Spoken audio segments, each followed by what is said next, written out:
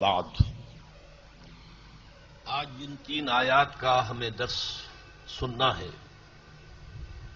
وہ آپ کے ہاتھ میں غالباً مطبوعہ شکل میں موجود ہیں، اور درس قرآن اصل میں اسی شکل میں ہوتا ہے کہ جو متن ہے قرآن مجید کا اور جو الفاظ ہیں قرآن حکیم کے وہ بھی سامنے موجود ہوں، تاکہ الفاظ کے ساتھ ان کے مفہوم اور معانی کا آپ کے ذہنوں کے اندر ایک رشتہ قائم ہوتا چلا جائے، تبھی در حقیقت اس سے صحیح معنی میں استفادہ ہو سکتا ہے۔ وہ موجود ہے، جی ہاں۔ اعوذ باللہ من الشیطان الرجیم، بسم اللہ الرحمن الرحیم۔ یہ بڑا وہی ہے، ادھر آواز کرو تو ادھر کم، ادھر آواز کرو تو ادھر کم۔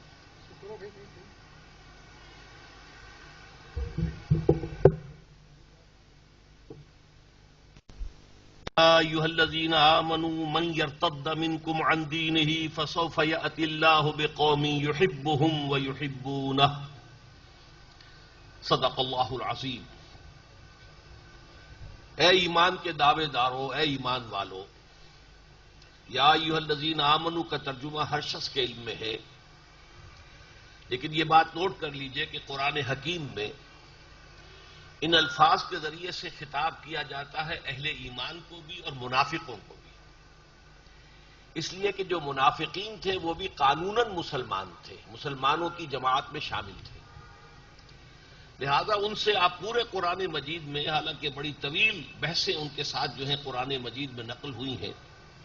سورہ توبہ کا تو سب سے بڑا حصہ جو ہے وہ منافقین سے متعلق ہے، سورہ نساء جس کی کے بعد کی صورت ہم پڑھ رہے ہیں اس کا بھی بہت بڑا حصہ منافقین سے متعلق ہے، لیکن کہیں ایک جگہ بھی پورے قرآن میں یا ایھا الذین نافقوا کے الفاظ نہیں آئے، اے منافقوں، یہ الفاظ پورے قرآن میں نہیں آئے، لیکن یہ ہمیں اصل میں دیکھنا ہوتا ہے کہ یا ایھا الذین آمنوا سے جو خطاب اس مقام پر ہو رہا ہے اس میں روح سکون کس کی طرف ہے، تو یہ ابھی تو میری طرف سے اس کو تسلیم کر لیجئے، اس کے بعد یہ بات واضح ہو کر آپ کے سامنے آ جائے گی۔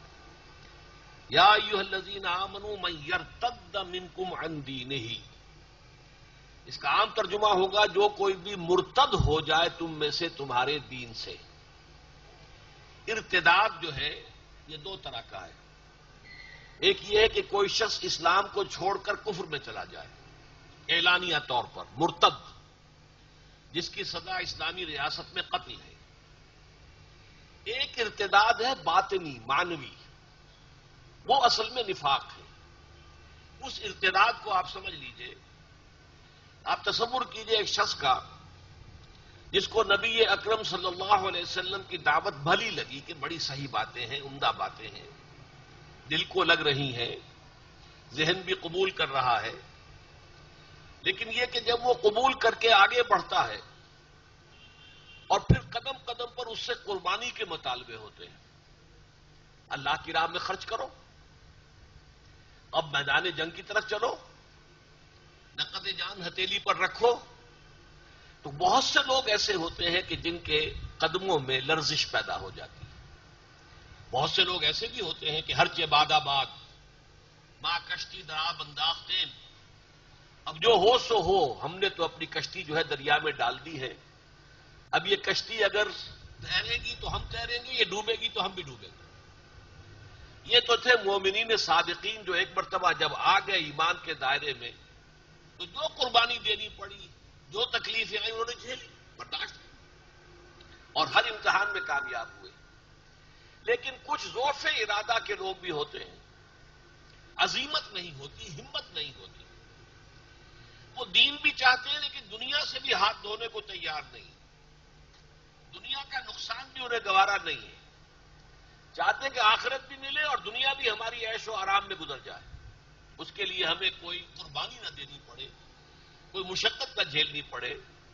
ایسے لوگوں کا معاملہ ہوتا ہے کہ وہ آگے بڑھ کر پھر پسپائی اختیار کرتے ہیں۔ ارتداد کے لفظی معنی ہے پسپائی اختیار کرنا، ردہ یردوں کو معنی ہے کسی کو موڑ دینا۔ ارتداد اسی سے باب افتعال بنا ہے، خود لوٹنا، پلٹنا، یعنی آدمی بجائے آگے بڑھنے کے پیچھے ہٹنا شروع ہو جائے۔ اس کی 3 سٹیجز تھیں۔ پہلی سٹیج یہ تھی کہ جو کوتاہی ہو جاتی تھی تو وہ لوگ آ کر اعتراف کر لیتے تھے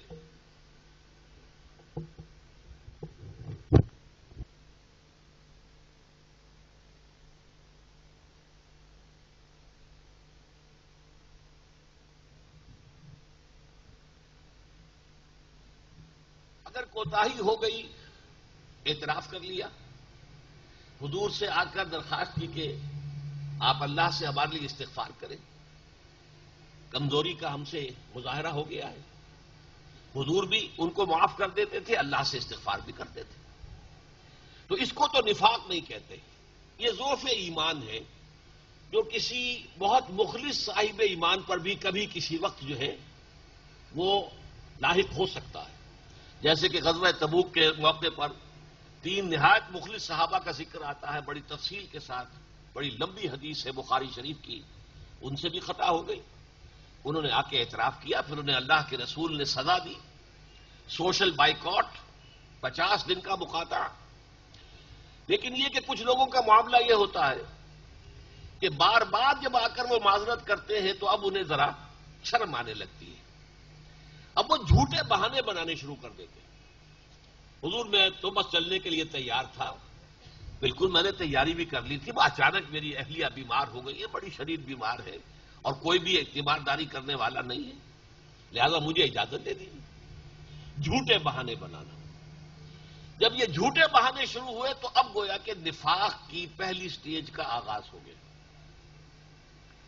اسی لیے آپ قرآن مجید میں سورہ بقرہ کے دوسرے رکوع میں بھی، پھر سورہ منافقون میں بھی سب سے بڑا وصف جو ان کا شمار ہوتا ہے وہ جھوٹ ہے۔ اور بخاری اور مسلم کی جو روایات ہیں، آیت المنافق ثلاث، یا یہ کہ 4 چیزیں ایسی ہیں کہ جو کسی میں ہے تو وہ کٹر منافق ہے، ان میں بھی سب سے پہلے ہے وَإِذَا حَدَّثَ كَذَبَ، جب بات کرے جھوٹ بولے۔ اس کے بعد اگلی سٹیج آئی، انہوں نے دیکھا لوگ کچھ مسکرانے لگتے ہیں کہ یہ صاحب جو ہے ہر موقع پر ہی ان کے پاس کوئی عذر ہوتا ہے، کوئی نہ کوئی بہانہ ہوتا ہے، تو پھر وہ جھوٹی قسموں کے ذریعے سے وہ کسی طریقے سے اپنی بات کو باور کرانا چاہتے ہیں۔ اس کا ذکر بھی سورہ منافقون میں ہے، اتخذوا ایمانہم جنۃ فصدوا عن سبیل اللہ، انہوں نے اپنی قسموں کو ڈھال بنا لیا ہے اور اللہ کے راستے سے رک گئے۔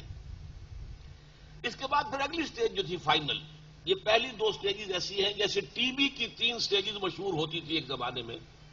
فرسٹ سٹیج میں ہے تو بہت آسانی سے علاج ہو جائے گا، سیکنڈ میں بھی ہے تو بھی علاج ہو سکتا ہے، تھرڈ سٹیج میں جانے کے بعد سمجھتے تھے کہ لا حاصل ہے، اب تو دن گنے جائیں گے۔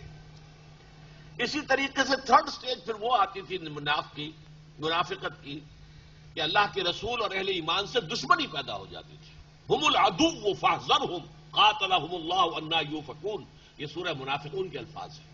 اے نبی، یہ لوگ اصل دشمن ہیں، یہ مارے آستین ہیں، یہ اندر سے ڈنک مار رہے ہیں، باہر کے دشمن کا مقابلہ آسان ہے اور ان کا سد باب جو مشکل ہے۔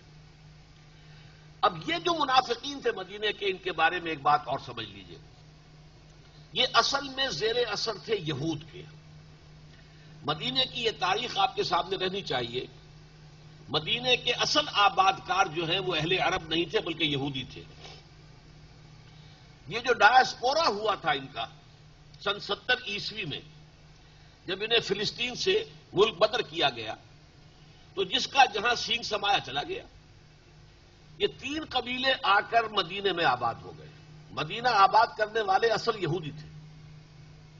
اس کے بعد جبکہ یمن میں سیلاب آیا، وہاں تباہی آئی، تو وہاں سے جو قبیلے نکلے ان میں سے 2 یمن کے قبیلے اوس اور خزرج آ کر آباد ہو گئے مدینے میں۔ اس طرح یہ 5 قبیلے ہو گئے۔ اصل عرب قبیلے تھے اوس اور خزرج، اور یہودی قبائل تھے یہ 3، بنو قینقاع، بنو نذیر، بنو قریظہ۔ یہ 5 قبیلوں کا ایک شہر تھا۔ اور ذہن میں رکھیے، کنٹراسٹ ذہن میں رہے کہ مکہ ایک قبیلے کا شہر تھا، وہاں صرف قریشی ہوگا یا قریشی کا حلیف ہوگا یا قریشی کا غلام ہوگا، چوتھا کوئی آدمی مکے میں نہیں ہو سکتا تھا، ناممکن۔ لیکن یہاں 5 قبیلے تھے۔ اب ان میں ظاہر بات ہے کہ یہ اوس اور خزرج وہ قبیلے تھے جن کے پاس نہ کوئی کتاب آسمانی، نہ کوئی شریعت، نہ لکھنے پڑھنے کا کوئی رواج، اور یہودی تھے صاحب کتاب، تورات ان کے پاس، شریعت ان کے پاس، پڑھنے لکھنے کا رواج ان کے پاس، ان کے فقہا، ان کے علماء، ان کے مفتی حضرات۔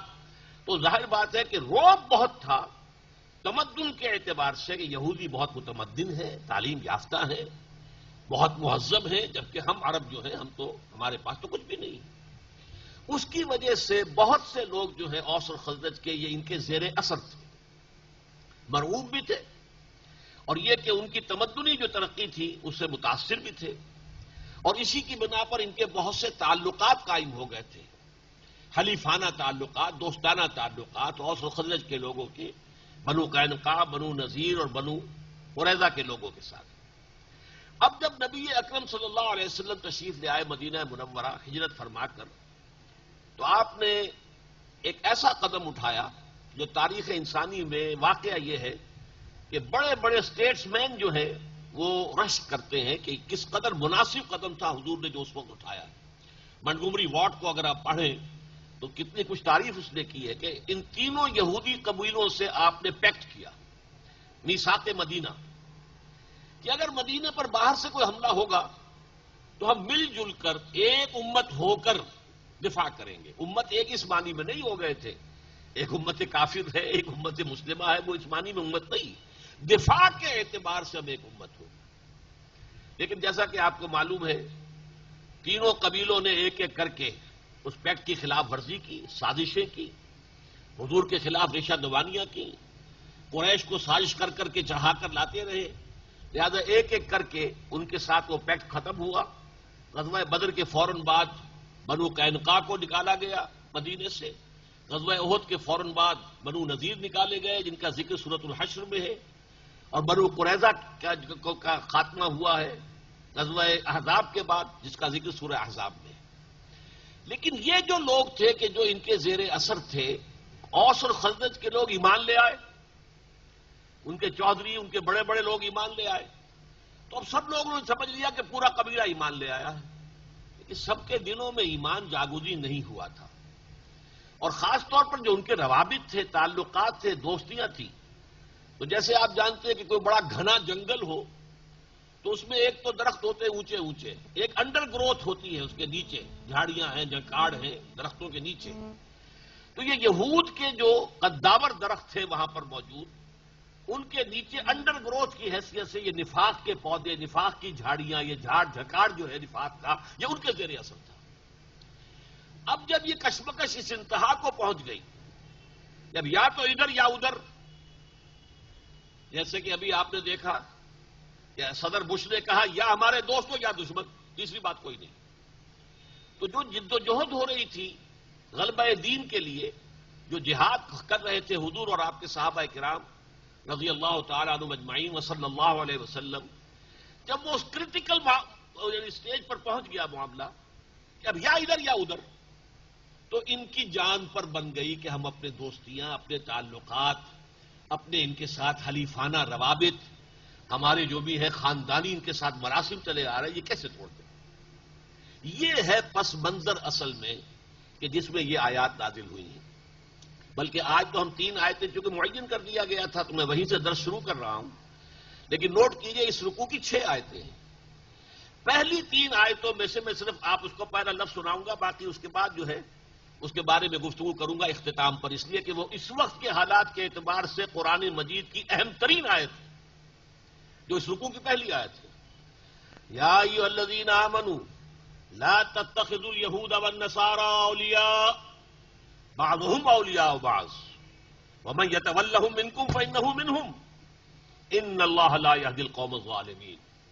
اے ایمان والو، اے ایمان کے دعوے دارو، یہودیوں اور عیسائیوں کے اپنے دوست، پشت پناہ، حمایتی مت بناؤ۔ وہ ایک دوسرے کے حمایتی ہیں، پشت پناہ ہیں، ایک دوسرے کے مددگار ہیں، ایک دوسرے کے پروٹیکٹرز ہیں۔ وَمَن يَتَوَلَّهُ مِنكُمْ يَتَوَلَّهُم مِّنكُمْ، یہ اس سے زیادہ سخت دھمکی آئی نہیں ہے قرآن میں۔ جو کوئی بھی تم میں سے ان کے ساتھ دوستی کرے گا فَإِنَّهُ مِنْهُمْ، اللہ کے نزدیک وہ انہی میں سے شمار ہوگا، وہ مسلمان شمار نہیں ہوگا، وہ یہودی یا نصرانی شمار ہوگا۔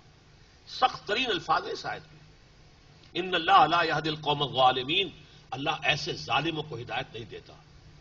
یہ ہے اصل پس منظر۔ اس پس منظر میں اب جو لوگ اس دوراہے پر آ کر ٹھٹک گئے تھے، میں نے عرض کیا تھا یا تو ایک انسان کا طرز عمل یہ ہوتا ہے کہ ہر بعد آباد اب جو ہو سو ہو، طارق جو بر کنارہ اندلس سفینہ سوخت، طارق نے جب کہ ہسپانیہ کے ساحل پر اتر گئے اپنی کشتیاں جلا دی تاکہ کسی کے دل میں خیال بھی نہ آ سکے کہ واپس جا سکتے ہیں، اب تو یہیں پر مریں گے یا یہیں پر اللہ کا دین جو ہے اسے غالب کریں گے. تو ایک تو لوگ وہ ہوتے ہیں، ایک وہ لوگ ہیں جو ٹھٹک کر کھڑے رہ جاتے، چلیں نہ چلیں، بڑھیں نہ بڑھیں، ہمت کریں نہ کریں.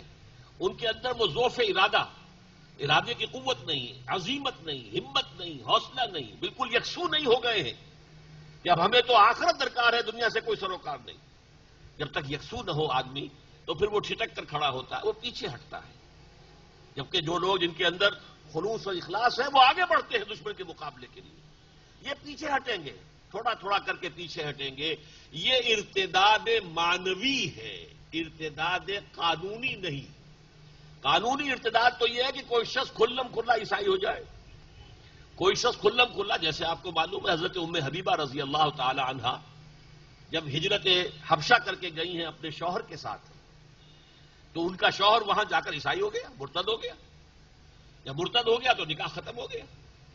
پھر حضور نے پیغام بھیجا ہے، اس لیے کہ آخر ابو سفیان کی صاحبزادی تھی، گویا کہ قریش کے بڑے اونچے گھرانے کی. تو حضور نے پیغام بھیجا ام حبیبہ کو، اور حضرت نجاشی رحمۃ اللہ علیہ نے نکاح پڑھایا غائبانہ. حضور مدینے میں ہے، نکاح وہاں ہو رہا ہے حبشہ میں. اور نجاشی رحمۃ اللہ علیہ نے ہی اپنی طرف سے مہر ادا کیا. تو یہ ارتداد ایک قانونی ارتداد ہوتا ہے کہ ایک شخص کھلم کھلا عیسائی ہو جائے، یہودی ہو جائے، ہندو ہو جائے، سکھ ہو جائے، پارسی ہو جائے، اور اسلامی ریاست اگر قائم ہے تو اس کی سزا قتل. قتل مرتد پر ایک کتاب ابھی ہم نے چھاپی ہے جسٹس تنزیل الرحمان صاحب کی، جو ہمارے ہاں کی بڑی علمی شخصیت ہیں. ان کی بڑی پرانی کتاب تھی، بہت عرصے سے وہ جو ہے دستیاب نہیں تھی. ویسے اس موضوع پر مولانا مودودی کا ایک رسالہ بھی موجود ہے، قتل مرتد. لیکن یہ چونکہ جسٹس ہیں، قانون دان، لہذا ان کی کتاب جو ہے وہ واقعہ یہ ہے کہ جو حضرات بھی اس مسئلے کے قانونی پہلوؤں کو سمجھنا چاہیں انہیں ضرور جسٹس تنزیل الرحمان صاحب کی اس کتاب کو پڑھنا چاہیے. لیکن یہ ہے ارتداد قانونی، ارتداد ظاہری. ایک ہے نفاق، ارتداد معنوی، پیچھے تو ہٹ رہے ہیں لیکن اسلام کا جو اوپر لیبل ہے وہ لگا ہوا ہے. اس کی میں بہترین مثال دیا کرتا ہوں، بہت عرصہ ہو گیا ان چیزوں کو، کہ جیسے کہ کوئی شہتیر ہے، دیمک اسے لگ گئی ہے.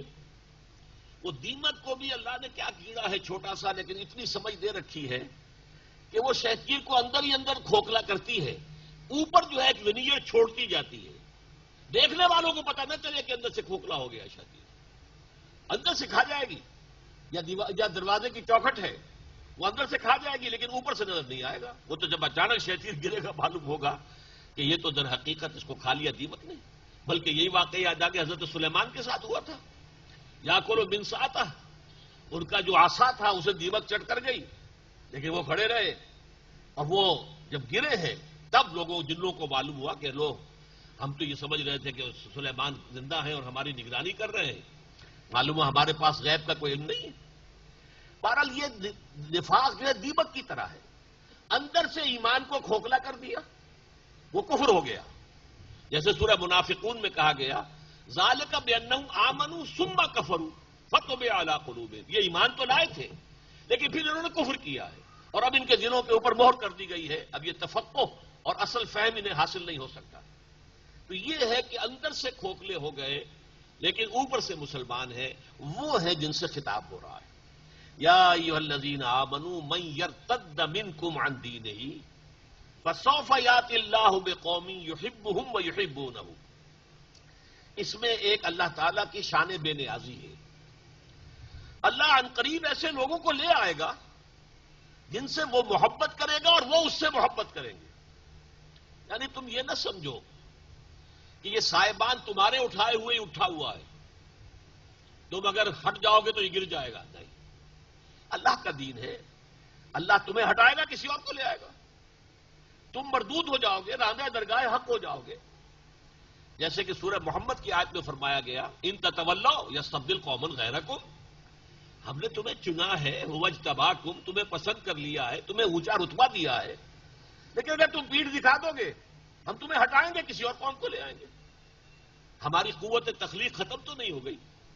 اسی طریقے سے فرمایا کہ اگر تم یہ راستہ چھوڑ دو گے، اللہ اور اس کے رسول کی مدد نہیں کرو گے، دین کے لیے سرفروشی، جانفشانی، قربانی کا معاملہ نہیں کرو گے، اللہ اوروں کو لے آئے گا تمہاری جگہ. فسوف یأتی اللہ بقوم، ایسے لوگوں کو لے آئے گا اب یہاں جو الفاظ آئے ہیں اور یہ 3 اعتبارات سے یہ ہے اصل میں جس کے لیے ہمارے ساتھیوں نے آج اس درس کے لیے ان آیات کو منتخب کیا ہے. یہ مقام اس اعتبار سے بہت پیارا مقام ہے. اس میں 3 ڈائمنشن سے اللہ کی محبوب شخصیتوں کے کردار کا جائزہ لیا گیا. پہلی ڈائمنشن کیا ہے؟ اللہ ان سے محبت کرے گا، وہ اس سے محبت کریں گے. اب یہ نہایت پیارا انداز ہے، پورے قرآن مجید میں منفرد ہے یہ مقام، اس لیے کہ اللہ اور اہل ایمان کی محبت کا ذکر تو قرآن میں ہے بہت جگہ. ان اللہ یحب المحسنین، اللہ محسنین کو پسند کرتا ہے. ان اللہ یحب الذین یقاتلون فی سبیلہ صفا کانہم بنیان مرصوص، اللہ کو اپنے ان بندوں سے محبت ہے جو اس کی راہ میں جنگ کرتے ہیں صفے باندھ کر گویا کہ سیسا پلائی ہوئی دیوار ہے. اسی طرح والذین آمنوا اشد حبا للہ، جو واقعتاً صاحب ایمان ہے ان کی شدید ترین محبت اللہ کے ساتھ ہوتی ہے. تو علیحدہ علیحدہ اللہ کی محبت اہل ایمان کے لیے اور اہل ایمان کی محبت اللہ کے لیے، یہ تو مختلف مقامات پر مل جائے گی. لیکن جس انداز میں نہایت دل آویز انداز میں یہاں بات آئی ہے، یہ محب اور محبوب کو بیک وقت جو سامنے لایا گیا ہے، یحبہم ویحبونہ، ان کا پہلا وصف یہ ہوگا کہ اللہ ان سے محبت کرے گا. یہ بات بڑی عجیب ہے. اصل میں اس کے اندر ایک بڑا گہرا رمز جو ہے وہ پوشیدہ ہے. دیکھیے، اگرچہ اللہ تعالیٰ نے ہمیں ہدایت دی، یہ راستہ غلط ہے، یہ راستہ صحیح ہے، تمہارا اختیار ہے، تم صحیح راستہ اختیار کرو یا غلط راستہ اختیار کرو، ہم نے تمہیں بتا دیا ہے. انا ہدیناہ السبیل اما شاکرا و اما کفورا، راستہ ہم نے دکھا دیا، تمہارا اختیار ہے، تم شکر گزار بندے بنو یا ناشکرے بن جاؤ. لیکن یہ ہمارا چوائس جو ہے، اس میں بھی اللہ تعالیٰ کے فضل اور عنایت کا دخل ہوتا ہے. اگر میں چوز کرتا ہوں کہ میں اللہ ہی کے راستے پر چلوں گا تو یہ بھی اللہ کے فضل کے بغیر ممکن نہیں ہے، اس میں بھی اللہ کی عنایت ہوتی ہے. محبت پہلے اللہ کی طرف سے آتی ہے. اسی کو کہا جاتا ہے کہ ایک تو ہوتے ہیں سالک مجذوب، ایک ہوتے ہیں مجذوب سالک. کچھ لوگ ایسے ہوتے ہیں جنہیں اللہ اپنی طرف کھینچ لیتا ہے. اللہ یجتبی الیہ من یشاء، اللہ جس کو چاہتا ہے اپنی طرف کھینچ لیتا ہے. اب حضرت عمر تو نکلے تھے حضور کو قتل کرنے کے ارادے سے، اللہ نے زبردستی کدھر جا رہے ہو، ادھر آؤ گیا، اور وہ اپنے وہ تلوار ننگی جو حضور کے قتل کرنے کے ارادے سے ننگی لے کر تلوار جا رہے تھے، اسے گلے میں حمائل کر کے غلاموں کی طرح حاضر ہو گئے. تو وہاں اجتباع پہلے ہوا ہے، ہدایت بعد میں آئی ہے. اور بعض لوگ وہ ہوتے ہیں جن کو سالک مجذوب کہتے ہیں، جو لوگ خود چلتے ہیں قدم بقدم قدم بقدم اللہ کی طرف، اور پھر اللہ انہیں اپنی طرف کھینچ بھی لیتا ہے بعد میں. لیکن پہلے ان کی عمل کی جد و جہد ہوتی ہے. ایک وہ ہوتے ہیں جنہیں اللہ کھینچ لیتا ہے، جس کو چاہے اس کی پسند ہے. تو یہ وہ لوگ ہیں جن کو اللہ کھینچ لیتا ہے. یہ سورہ حج کی آخری آیت میں بھی ہو اجتباکم، اللہ نے تمہیں چن لیا ہے، پسند کر لیا ہے. یہ اللہ کا فضل سمجھو. اور اس کا پھر عکس کیا ہوگا؟ یحبونہ، وہ اس سے محبت کریں گے. یہ میں بھی آیت آپ کو سنا چکا ہوں سورہ بقرہ کی، والذین آمنوا اشد حبا للہ. ایمان کی یہ ڈیفینیشن جو ہے یہ بہت کم لوگوں کے سامنے ہے. اہل ایمان تو حقیقت میں وہ ہیں کہ جو شدید ترین محبت اللہ سے کرتے ہیں. کوئی محبت ان کے دل کے سنگھاسن پر اللہ کی محبت کے برابر براجمان نہیں ہو سکتی. اس کے بالا ہو جانا تو گویا کہ یوں سمجھیے قیامت ہے، برابر بھی نہیں. اللہ بڑا غیور ہے. بڑا پیارا شعر ہے حضرت مجذوب کا رحمت اللہ علیہ، ہر تمنا دل سے رخصت ہو گئی، اب تو آجا اب تو خلوت ہو گئی. اللہ دل میں آتا ہے بندہ مومن کے جبکہ دل خالی ہو چکا ہو، ہر محبت سے خالی ہو چکا ہو، تب محبت خداوندی ڈیرا جماتی ہے. یہ معاملہ جو ہے یحبون اشد حبا للہ. اسی کو پھر سورہ توبہ کے اندر آپ کو معلوم ہے کس قدر سخت آیت ہے. قل ان کان آباؤکم وابناؤکم واخوانکم وازواجکم وعشیرتکم واموال اقترفتموها وتجارۃ تخشون کسادها ومساکن ترضونها احب الیکم من اللہ ورسولہ وجہاد فی سبیلہ فتربصوا حتی یاتی اللہ بامرہ واللہ لا یہدی القوم الظالمین. اے نبی ان سے کہہ دیجئے اگر تمہیں اپنے باپ، اپنے بیٹے، اپنے بھائی، اپنی بیویاں یا بیویوں کے لیے شوہر اور اپنے رشتہ دار اور وہ مال جو تم نے بڑی محنت سے جمع کیے ہیں، وہ بلڈنگیں جو تم نے بنائی ہیں، محلات بنائے ہیں، تمہیں پسند ہیں، وہ کاروبار جس میں کساد کا تمہیں اندیشہ رہتا ہے، اگر یہ 8 چیزیں زیادہ محبوب ہیں اللہ سے اور اس کے رسول سے، اور اللہ کی راہ میں جہاد سے جاؤ، دفاع ہو جاؤ، انتظار کرو یہاں تک کہ اللہ اپنا فیصلہ سنا دے. اور اللہ کا فیصلہ اٹل کیا ہے؟ اللہ ایسے ظالموں کو ہدایت نہیں دیتا، ایسے فاسقوں کو ہدایت نہیں دیتا. جب تک توحید فی المحبت نہیں آ جائے گی. ایک ہے عقیدے کی توحید، اللہ ایک ہے، اللہ کی صفات میں کوئی اس کے ساتھ شریک نہیں ہے، یہ عقیدہ ہے. ایک ہے عملی توحید، محبوب ترین ہستی اللہ بن جائے، کوئی اور شے اس کے برابر محبوب نہ ہو. یہ توحید فی المحبہ، محبت میں توحید اللہ کی. اللہ یہ نہیں کہتا کہ ساری محبتیں ختم کر دیں، تابع کر دو. اولاد کی محبت اللہ کی محبت کے تابع رہے، والدین کی محبت اور اللہ کی محبت کے تابع رہے. تین محبتیں بالا ترین رہے، اللہ کی محبت، رسول کی محبت اور اللہ کی راہ میں جہاد کی محبت. بہرحال یہاں فرمایا پہلا ان کا وصف، پہلی ڈائمنشن کیا ہے؟ یحبہم، اللہ ان سے محبت کرے گا، وَيُحِبُّونَهُ، اور وہ اللہ سے محبت کرے گا. دوسری ڈائمنشن، اب اللہ کے ساتھ تعلق تو یہ ہو گیا محبوبیت کا، محب اور محبوب. اب یہ انسانوں کے ساتھ تعلق، وہ اس کی ڈائمنشن کیا ہے؟ اذلۃ علی المؤمنین اعزۃ علی الکافرین. اہل ایمان کے حق میں بہت نرم، بہت ہی متواضع، جھک جانے والے اہل ایمان کے لیے. اذلہ کا لفظ آتا ہے کمزور کے لیے.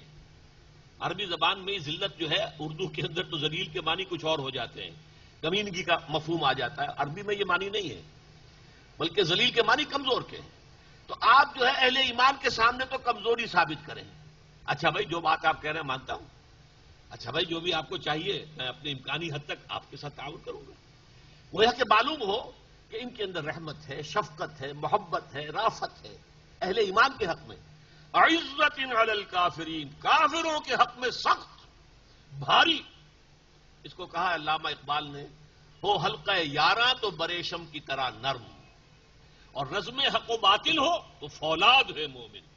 معلوم ہے کہ اس شخص کے اندر تو انگلی دھسائی نہیں جا سکتی، کسی محبت کا واسطہ کام نہیں دے رہا.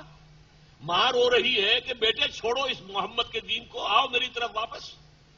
لیکن ماں کو چھوڑ کر جا رہا ہے بیٹا. مصعب بن عمیر ماں کو چھوڑ کر نکلا ہے کہ نہیں نکلا؟ نکلے ہیں.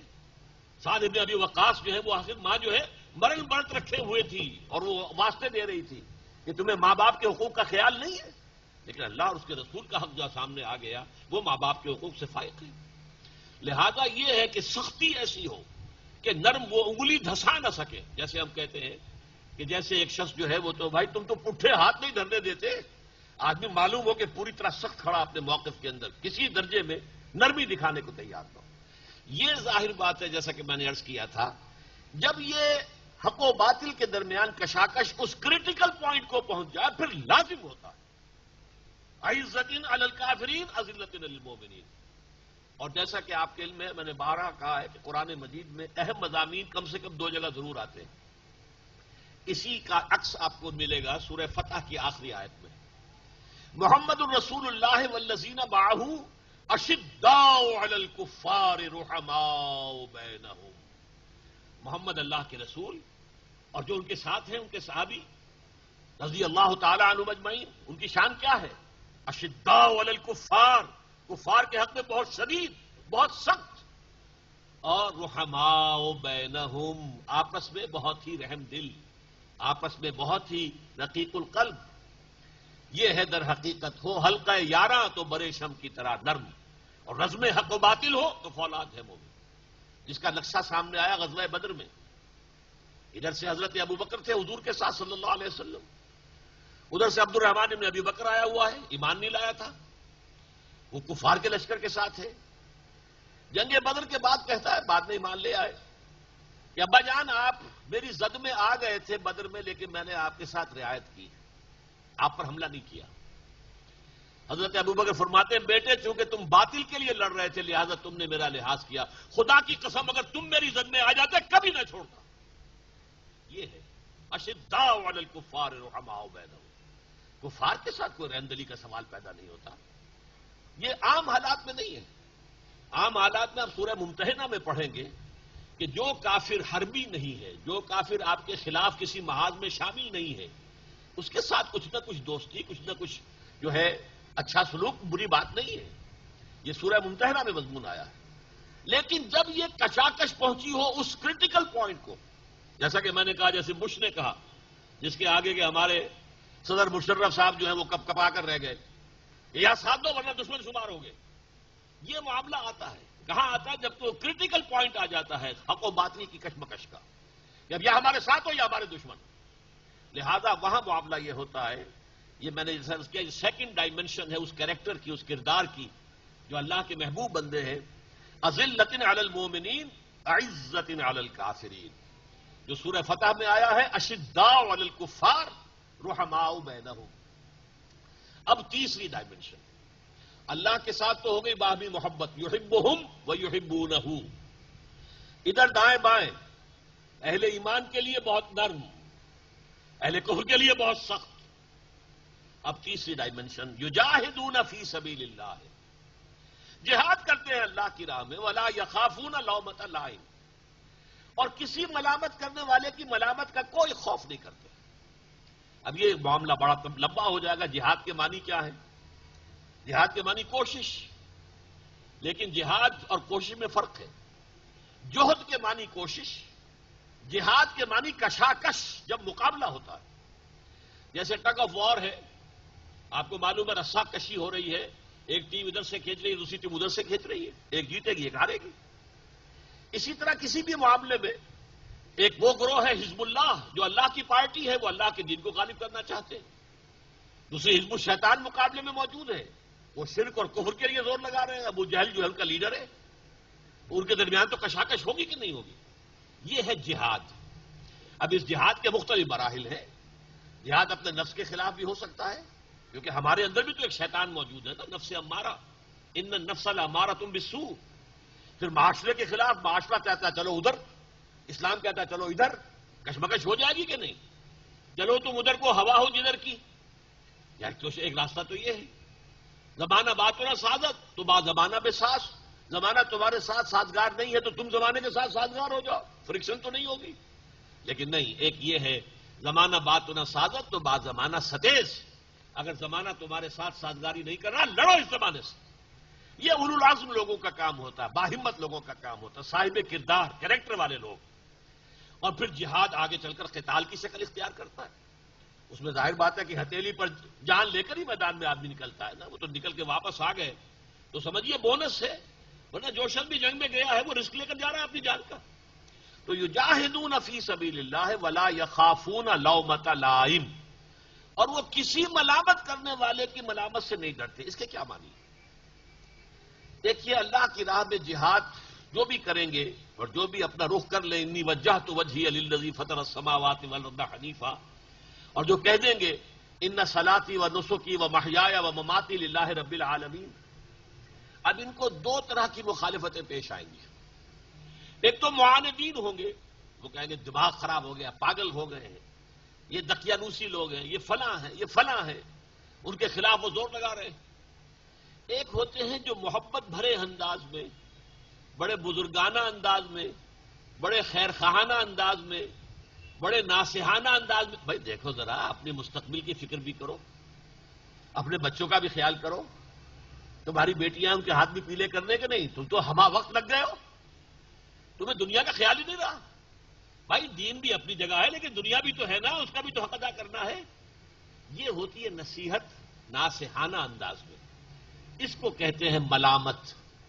وہ تو مخالفت تو ہے ہی ہے جس کی ہے، لیکن یہ بڑا سٹل انداز ہوتا ہے. اس کا ذکر جو ہے سورہ عنکبوت کے پہلے رکوع میں ہے. وقال الذین کفروا للذین آمنوا اتبعوا سبیلنا ولنحمل خطایاکم وما هم بحاملین من خطایاهم من شیء. وہ جو نوجوان اہل ایمان سے حضور کے ساتھی بنے، ان کے بزرگ لوگ انہیں کہتے تھے کہ بھائی جو راستہ ہمارا ہے اسی پر چلو، اور تم سمجھتے ہو کہ یہ راستہ غلط ہے، اللہ کے ہاں تمہاری پکڑ ہو جائے گی، ہم ذمہ دار ہیں. وَلْنَحْمِلْ خَطَایَاكُمْ، تمہاری خطاؤں کا بوجھ ہم اٹھا لیں گے، ہم جواب دہی کریں گے. تم آؤ ہمارے راستے پر، چھوڑو محمد کے راستے کو صلی اللہ علیہ وسلم. فرمایا وَمَا هُمْ بِحَامِلِينَ مِنْ خَطَایَاهُمْ مِنْ شَيْءٍ إِنَّهُمْ لَكَاذِبُونَ. وہ ان کی خطاؤں میں سے کوئی بوجھ اٹھا نہیں سکیں گے، اور وہ جھوٹ بول رہے ہیں. تو یہ جو انداز ہوتا ہے، یہ در حقیقت ہے ناصحانہ خیر خواہانہ. آگے کی فکر بھی کرو، دائیں بائیں بھی دیکھا کرو. تم نے تو اپنے آپ کو لگا دیا اسی کام کے اندر آخر دنیاوی مصلحتیں بھی ہوتی ہیں. یہ ہے خوف، لومۃ لائم، ملامت کرنا. اب دیکھیے یہ بات کہی ہے اس وقت میں علامہ اقبال کو تو کوٹ کرتے ہوئے کوئی معذرت نہیں کرتا، لیکن یہ فیض کا معاملہ ہے جو میں کوٹ کرنے چلا ہوں، کیونکہ عام طور پر خیال یہ کہ وہ کمیونسٹ تھے، بہرحال جو بھی تھے وہ تو گئے، اللہ کے حضور میں حاضر ہو گئے. ان کی ایک نظم ہے دو عشق. ان میں پہلا وہ عشق لاہ مجازی جو دنیا کا عشق ہوتا ہے، جو کہ غزل کا موضوع ہوتا ہے.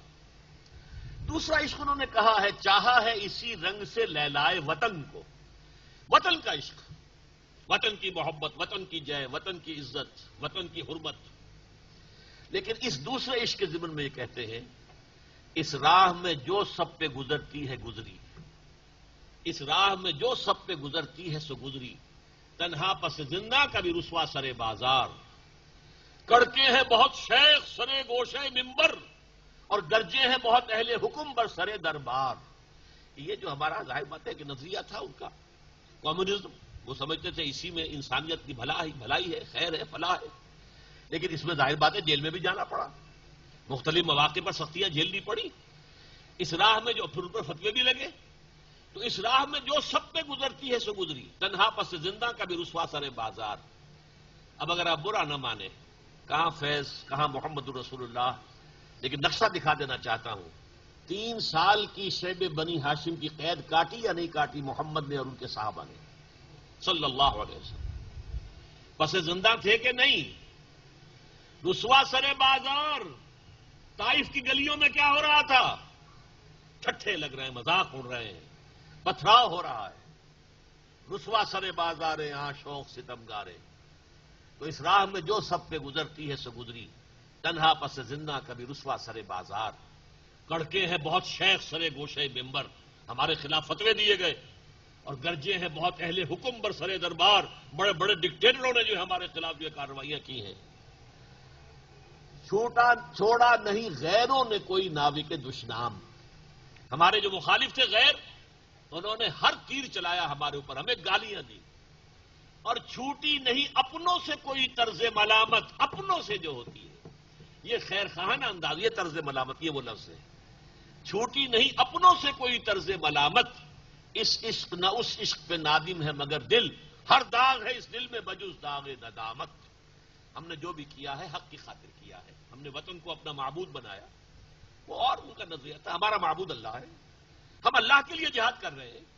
لیکن ظاہر بات ہے کہ وہ چیزیں ہوں گی، ایک طرف کفار کے حملے ہوں گے، ایک طرف اپنوں کی طرف سے اندر ہی اندر مخالفت ہوگی. کیا کر رہے ہو؟ ذرا دائیں بائیں کا خیال کرو، آگے پیچھے کا خیال کرو، اولاد کا خیال کرو. بیٹیوں والے ہوں، ان کے ہاتھ پہلے کیسے ہوں گے؟ تم نے یہ شرعی پردہ نافذ کر دیا، کون تمہارے ساتھ رشتہ لے گا اور دے گا؟ کیا ہو جائے گا تمہیں؟ اور یہ سب لوگ جو ہیں بڑی بڑی داڑھیوں والے جو ہے یہ بھی رشوتیں لیتے ہیں. تم لوگے تو گویا کہ قیامت آ جائے گی. اور یہ دیکھو بڑے بڑے حاجی نمازی، اور انہوں نے سود کے اوپر رقم لے کر حویلیاں بنائی ہے، تو تمہیں کیا ہو گیا؟ یہ سنتے ہیں کہ نہیں باتیں؟ جو بھی اس راستے پر آئے گا اسے یہ باتیں سننی ہوگی. تو اب یہ 3 ہو گئی ڈائمینشنز مکمل. یا ایھا الذین آمنوا من یرتد منکم عن دینہ، اے اہل ایمان، اس لیے کہ وہ بھی اہل ایمان شمار کرتے تھے اپنے آپ کو منافق. جو بھی کوئی تم میں سے اپنے دین سے پسپائی اختیار کرے گا، پیچھے ہٹے گا. یہاں یہی مسئلہ ہوتا ہے، یا آگے بڑھو یا پیچھے ہٹتا ہوں گا، کھڑا نہیں. سکون محال ہے قدرت کے کارخانے میں، یا آگے بڑھیں گے یا پیچھے ہٹیں گے.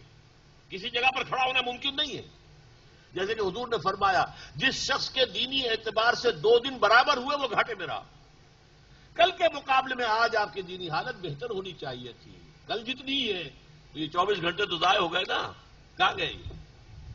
کہاں حساب دو گے؟ اور آج جو حالت ہے کل جو آنے والی ہے اس میں بہتر نہیں ہوئے تو پھر گھاٹا ہے. جس کے 2 دن برابر ہیں وہ خسارے میں. مسلسل ترقی، آگے بڑھو. تو یا تو پیش رفت ہوگی، آگے بڑھنا ہوگا، اور یا یہ کہ پسپائی ہو جائے گی، پیچھے ہٹ جاؤ گے. تو جو کوئی پسپائی کا راستہ اختیار کرے گا تو عنقریب اللہ تعالیٰ ایسے لوگوں کو لے آئے گا جن سے وہ محبت کرے گا اور وہ اس سے محبت کریں گے. وہ اہل ایمان کے حق میں بہت نرم ہوں گے، برے شم کی طرح نرم. کیا خوبصورت الفاظ اقبال نے استعمال کیے. ہو حلقہ یارہ تو برے شم کی طرح نرم، ریشم کی طرح کا نرم. عزت علی الکافرین اشداء علی الکفار، جیسا کہ میں نے آپ کو بتایا. رزم حق و باطل ہو تو فولاد ہے مومن. اور 3rd ڈائمنشن یجاہدون فی سبیل اللہ، وہ جہاد کریں گے اللہ کی راہ میں. ولا یخافون لومۃ لائم، اور کسی ملامت کرنے والے کی کسی ملامت کا کوئی اثر قبول نہیں کرے. یہ ہے کردار اللہ کے محبوب بندوں کا. اب اگر دل میں کوئی ہوک سی اٹھی ہو کہ اللہ ہمیں یہ اختیار کرنے کی توفیق دے دے، تب تو یہ کہ میرا یہ بیان کرنا بھی مفید، آپ کا سننا بھی مفید. اور اگر یہ دل میں آرزو نہیں پیدا ہو رہی کہ اللہ تعالی ہمیں بھی ان میں شامل کر دے. اللہم ربنا اجعلنا منہم، اللہم ربنا اجعلنا منہم، اللہم ربنا اجعلنا منہم. اے اللہ ہم سے محبت فرما اور ہمارے دلوں میں اپنی محبت کو سب سے بالا تر کر دے. اور اے اللہ ہمیں یہ طرز عمل اختیار کرنے کی توفیق دے اہل ایمان کے حق میں بہت نرم چارہ، اور کفار کے مقابلے میں سخت. اور اللہ ہمیں ہم توفیق دے، ہم جہاد کریں تیرے راستے میں، کپائیں اس میں اپنی جانیں اور مال، اور نہ کسی مخالفین کی مخالفت کی پرواہ کرے اور نہ کسی اپنے ناصحین کی جو اس نوع کی نصیحتیں ہیں ان پر کان دھرے. فرمایا ذالک فضل اللہ یؤتی من یشاء. دیکھیے بہت پیارے الفاظ ہیں یہ اللہ کا فضل ہے، وہ دیتا ہے جس کو چاہتا ہے. اس لیے کہ فضل کسے کہتے ہیں؟ فضل کہتے ہیں بغیر استحقاق کوئی شے ملے. ایک ہوتی اجرت یا اجر، ایک کام آپ نے کیا اس کا اجر مل رہا ہے آپ کو، ایک مزدوری آپ نے کی اس کی اجرت مل رہی ہے. یہ ہے بقدر جو محنت اور بقدر مشقت جو ہے وہ آپ کو اجرت یا اجر ملے گا. فضل جو ہے بلا استحقاق. سادہ ترین مثال یہ ہے کہ آپ نے کسی معمار کو اپنے ہاں کسی مرمت کے کام پہ لگایا تھا، فرض کیجئے 100 روپے 150 روپے اس کی دہاڑی طے تھی. آپ نے دل میں نوٹ کیا کہ بہت محنت سے شخص نے کام کیا، دل لگا کے کام کیا. اس نے یہ نہیں دیکھا کہ کوئی مجھے دیکھ رہا ہو تبھی کام کروں، نہیں، بلکہ وہ اپنی دھن کے اندر. تو آپ اس کو کہتے ہیں بھائی 150 تو تمہاری وہ دہاڑی اور یہ 20 روپے میری طرف سے. اور یہ فضل ہے، یہ فضل ہے، اضافی ہے. تو ذالک فضل اللہ یؤتی من یشاء. یہ اللہ کا فضل ہے، جسے چاہتا دیتا ہے. ہر شخص کے لیے نہیں ہے یہ. اللہ سے واسألوا اللہ فضلہ، اللہ سے اس کا فضل تلاش کرو، مانگو اللہ سے فضل مانگو اللہ کا. تو اس حوالے سے ہمیں اللہ تعالیٰ سے دعا کرنی چاہیے. اللہم انی اسألک من فضلک. آپ کو معلوم ہے نماز کے لیے مسجد میں داخل ہو تو کیا پڑھتے ہیں؟ اللہم افتح لی ابواب رحمتک، اور نکلتے ہیں اللہم انی اسألک من فضلک. یہ فضل کا جو ہم سوال کرتے ہیں، اللہ سے دعا کرتے ہیں اللہ ہمیں فضل دے. ذالک فضل اللہ یؤتی من یشاء. اب کہیں ایسا خیال نہ ہو جائے کہ یہ تو کروڑوں انسان ہیں، اللہ تعالیٰ کا فضل کتنا ہوگا جو سب کو بانٹ دے. ہو فرمایا واللہ واسع علیم. اللہ بہت کشادگی والا ہے، اس کی وسعتوں کا تمہیں اندازہ نہیں ہے، اس کے خزانوں کے اتھاہ ہیں. واسع علیم، لیکن علیم بھی ہے. یؤتی کل ذی فضل فضلہ. وہ دیکھتا ہے کون حقدار ہے فضل کا، اسے دیتا ہے. فضل کا بھی حقدار ہونا پڑتا ہے، کسی درجے میں اپنے آپ کو مستحق بنانا پڑتا ہے. یؤتی کل ذی فضل فضلہ. وہ فضل عطا کرتا ہے ہر صاحب فضل کو، لیکن اس میں اس کا چوائس ہے. علیم ہے، کون جو ہے واقعتاً اس کی قدر کر سکتا ہے، کون ہے کہ جو اس کا حق ادا کر سکتا ہے، کون ہے کہ جو اللہ تعالیٰ کی طرف سے اس انعام و اکرام کا حق ادا کر سکتا ہے. واللہ واسع علیم. اب دیکھیے اگلی آیت، اور اس کے لیے جو میں نے پس منظر آپ کو پہلے بتا دیا تو اب ایک ایک لفظ خود بول رہا ہے. انما ولیکم اللہ ورسولہ. دیکھو مسلمانوں، یہ تمہاری رشتہ داریاں دوستیاں یہ نہیں. تمہارا ولی، تمہارا پشت پناہ، تمہارا مددگار، تمہارا حمایتی، تمہارا دوست یا تو اللہ ہے، ورسولہ، اور اس کا رسول ہے، والذین آمنوا، اور اہل ایمان. تمہاری دوستی ان تین کے ساتھ محدود ہو جانی چاہیے. دیکھیے جسے کہتے ہیں نا کسی کے ساتھ کو اچھا سلوک کر دینا، وہ کسی کافر کے لیے بھی جیسا کہ میں نے کہا برا نہیں ہے. اگر وہ حربی نہیں ہے، آپ کے خلاف ایکٹیو نہیں ہے، آپ کے خلاف کسی اتحاد میں شامل نہیں ہے، وہ جس کو تظاہرہ کہا گیا قرآن مجید میں کہ انہوں نے لم یظاہروا علیکم، کسی کے ساتھ جو ہے گٹھ جوڑ نہیں کیا تمہارے خلاف، اس کے ساتھ کوئی اچھا سلوک بھی کرو، کوئی حرج نہیں. لیکن دلی محبت اور بھروسہ اور حمایت یہ اللہ اور اس کے رسول اور اہل ایمان کے سوا کسی کے ساتھ نہیں. یہ کارڈینل پرنسپل ہے، جان لیجیے. دلی محبت نہیں ہوگی، چاہے باپ ہو، میں بھی آپ کو آیت وہ سنا دوں گا، چاہے باپ ہو، بیٹے ہو، بھائی ہو، کوئی ہو. یہ اتنا اہم معاملہ ہے اس لیے کہ اسی پر تو سارا دار و مدار ہے. میں اب یہاں ذرا ایک بات کہہ دوں، بعض حضرات کی شاید اچھی نہ لگے.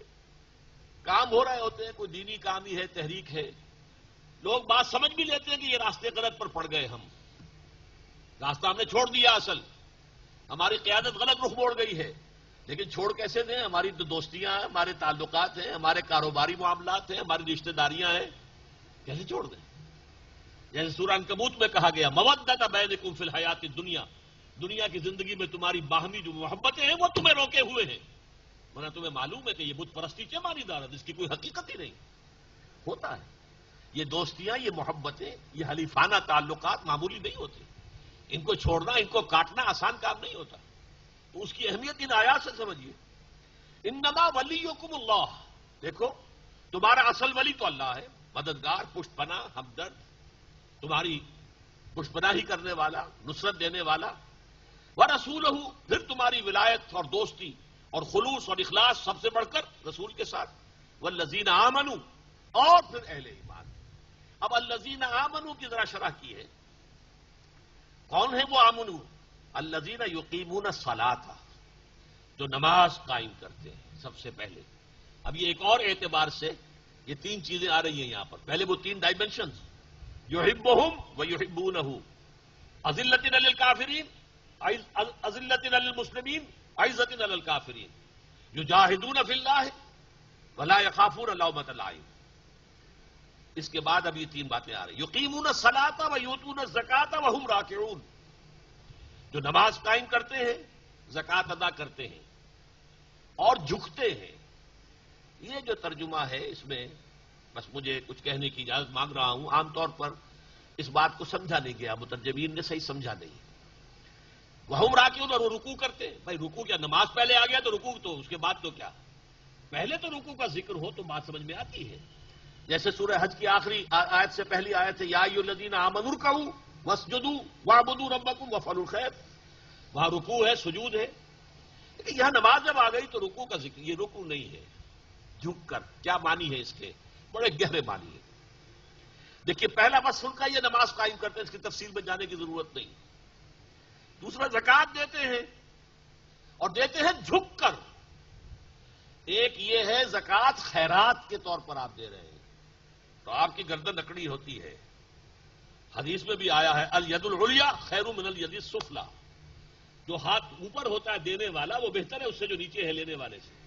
اس وقت ہوتا ہے خیال میں کوئی کام کر رہا ہوں، خیر کر رہا ہوں، بھلا کر رہا ہوں، مجھے اللہ نے توفیق دی، چلی اسی اعتبار سے صحیح. لیکن ایک احساس ہوتا ہے. لیکن یہ معاملہ کیا ہے اصل میں؟ قرآن مجید میں جو دو رکوع انفاق فی سبیل اللہ پر سب سے اہم آئے ہیں، پورے قرآن مجید میں سب سے زیادہ جو ہے وہ چیزیں آئی ہیں 36ویں اور 37ویں رکوع سورہ بقرہ کی. اس میں فرمایا انفاق کا سب سے بڑھ کر جو شخص مستحق ہے وہ کون ہے؟ بھکاری نہیں، سوالی نہیں، سب سے بڑھ کر للفقراء الذین احصروا فی سبیل اللہ، وہ تنگ دست لوگ جو اللہ کی راہ میں گھر گئے ہیں، جنہوں نے اللہ کے دین کی جد و جہد ہماتن اپنے آپ کو اس میں لگا دیا. ہما وقت تھے کہ نہیں؟ اصحاب صفہ کوئی کاروبار نہیں کر رہے، حضور کے پاس بیٹھے ہوئے ہیں صبح سے لے کر شام تک، جو بھی علم و حکمت کی باتیں سیکھ رہے ہیں.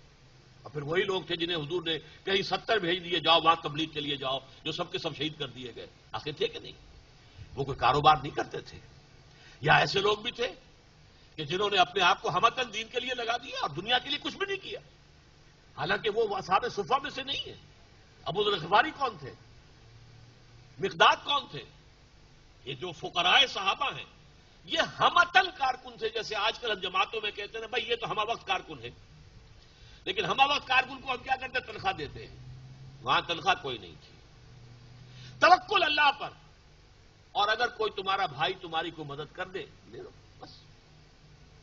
توکل محض پر تھا. یہ تنخواہ دار ملازمین اور تنخواہ دار کارکنوں کا کوئی تصور حضور صلی اللہ علیہ وسلم کی زندگی میں ہمیں نہیں ملتا.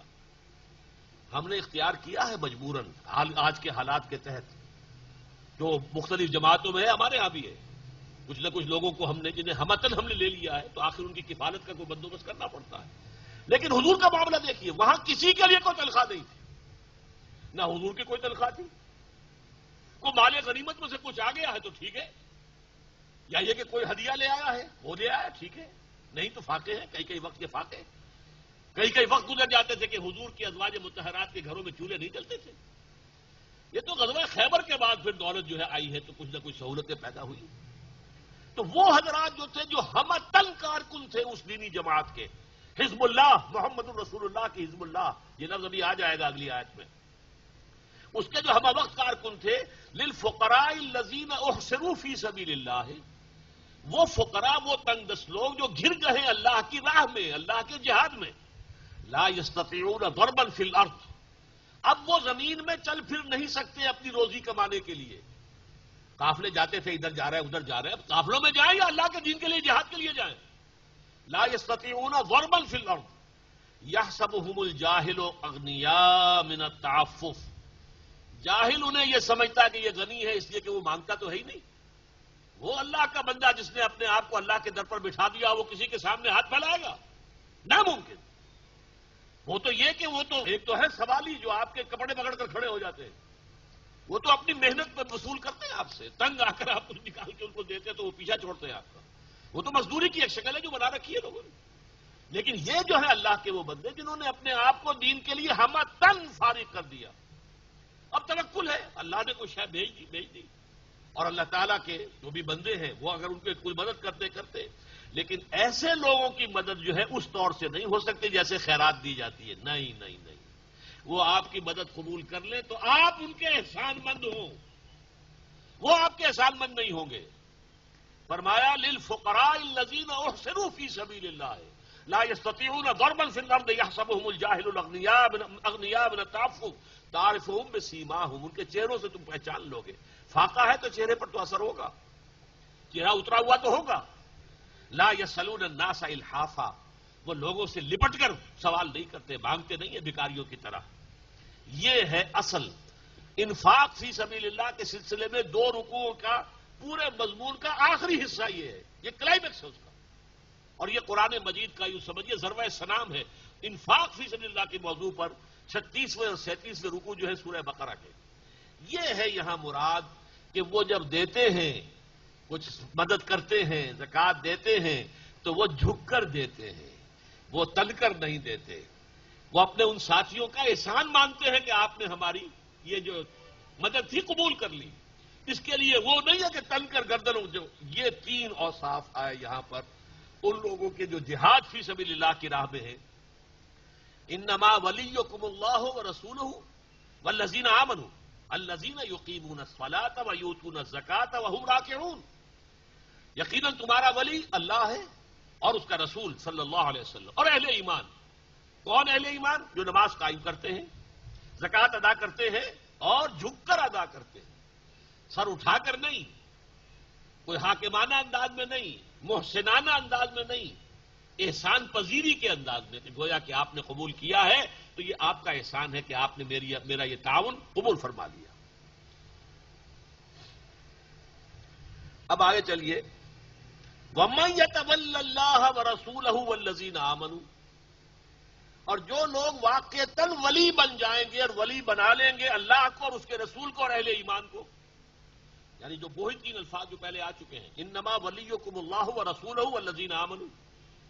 اب یہ تو ایک قاعدہ کلیہ تھا جو بیان ہوا، اب جو لوگ اس معیار پر پورے اتر آئے ان کے لیے خوشخبری آ رہی ہے۔ وَمَن يَتَوَلَّ اللَّهَ وَرَسُولَهُ وَالَّذِينَ آمَنُوا، اور جو لوگ واقعتاً دوست بنا لیں گے اللہ کو حقیقی معنی میں اور رسول کو اس کے صلی اللہ علیہ وسلم اور اہل ایمان کو، فَإِنَّ حِزْبَ اللَّهِ هُمُ الْغَالِبُونَ، تو یہ ہے اصل میں اللہ کی پارٹی اور یہی غالب آ کر رہیں گے۔ یہ بہت بڑی نوید ہے، یہاں اصل میں جو عبارت ہے اس میں حذف ہے، الفاظ اگر کھول دیے جائیں جو محذوف ہے، وَمَن يَتَوَلَّ اللَّهَ وَرَسُولَهُ وَالَّذِينَ آمَنُوا فَأُولَٰئِكَ حِزْبُ اللَّهِ أَلَا إِنَّ حِزْبَ اللَّهِ هُمُ الْغَالِبُونَ، جو لوگ اس ٹیسٹ میں پورے ہو جائیں گے کہ ان کی دوستی دلی اور ان کی محبت قلبی صرف اللہ اور اس کے رسول اور اہل ایمان کے ساتھ ہو، صادق الایمان اہل ایمان، منافقین نہیں، ضعفاء نہیں، پیچھے ہٹنے والے نہیں، آگے بڑھنے والے، یجاہدون فی سبیل اللہ ولا یخافون لومۃ لائم، جو اس تین ڈائمنشن پر پورے اترنے والے ہیں۔ ان کے ساتھ اگر ان کی ایمان دوستی کا جو دائرہ محدود ہو گیا فاولئک حزب اللہ، تو اب یہ مل جل کر اللہ کی ایک جماعت بن جائیں گے. الا ان حزب اللہ هم الغالبون، اور جان لو کہ اللہ تعالیٰ کی یہ پارٹی جو ہے بالآخر وہی غالب رہے گی. اب ذرا اس مضمون کی اہمیت کے اعتبار سے پھر وہی اصول بیان کر رہا ہوں کہ اہم مضامین قرآن میں 2 دفعہ ضرور آتے ہیں. یہ سورہ مجادلہ کی آخری آیت آپ کو سنا رہا ہوں.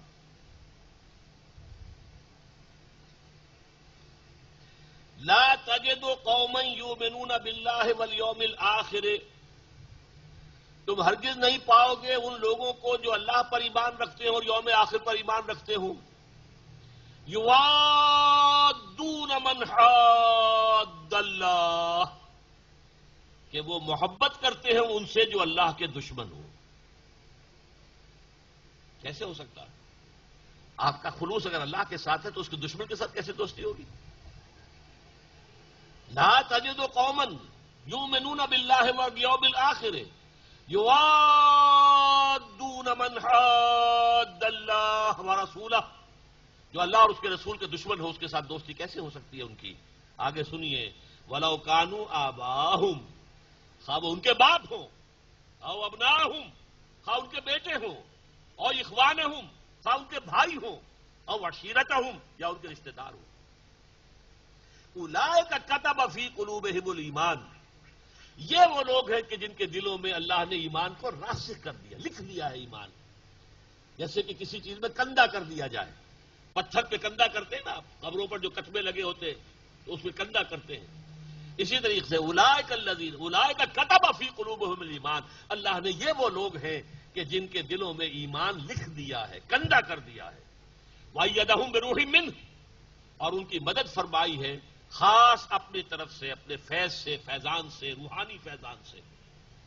وَيُدْخِلُهُمْ جَنَّاتٍ تَجْرِي مِن تَحْتِهَا الْأَنْهَارُ، اور وہ انہیں داخل کرے گا ان باغات میں جن کے نیچے ندیاں بہتی ہوں گی. خالدین فیہا، اور وہ اس میں ہمیشہ ہمیش رہیں گے. رضی اللہ عنہم ورضوا عنہ، وہ اللہ ان سے راضی ہو گیا، وہ اللہ سے راضی ہو جائے گا. یحبہم ویحبونہ، دیکھیے اس مضمون کو، یہاں رضی اللہ عنہم ورضوا عنہ، اللہ ان سے محبت کرے گا، وہ اللہ سے محبت کریں گے. یہاں بھی کیا، اللہ ان سے راضی ہو گیا اور وہ اللہ سے راضی ہو جائیں گے. آگے پڑھیے، وہ جو وہاں پر میں نے کھول دیا تھا، اولئک حزب اللہ، یہاں وہ الفاظ آ گئے. یہ ہے اللہ کی پارٹی. اللہم ربنا اجعلنا منہم، اے اللہ ہمیں بھی ان میں شامل فرما. الا ان حزب اللہ هم المفلحون، آگاہ ہو جاؤ کہ اللہ کی پارٹی ہی ہے فلاح پانے والی. وہاں کیا فرمایا تھا؟ فإن حزب اللہ هم الغالبون. ان دونوں کو بھی ذرا تقابل کر لیجئے. غلبے کا تعلق اس دنیا سے ہے، فلاح کا تعلق آخرت سے ہے. یہ فلاح یہ تو بہت بڑی شے ہے. اولئک هم المفلحون، یہ در حقیقت اللہ کے یہ بندے جن کی دوستیاں، جن کی محبتیں، جن کے دلی تعلقات یہ محدود ہو گئے اللہ کی ذات، رسول کی ذات اور اصل اہل ایمان، وہ جو اللہ کی راہ میں جہاد کر رہے ہوں، جنہیں آج کل کی اصطلاح میں ایکٹیوسٹ کہتے ہیں آپ، جو واقعتاً اپنا تن من دھن لگا رہے ہوں.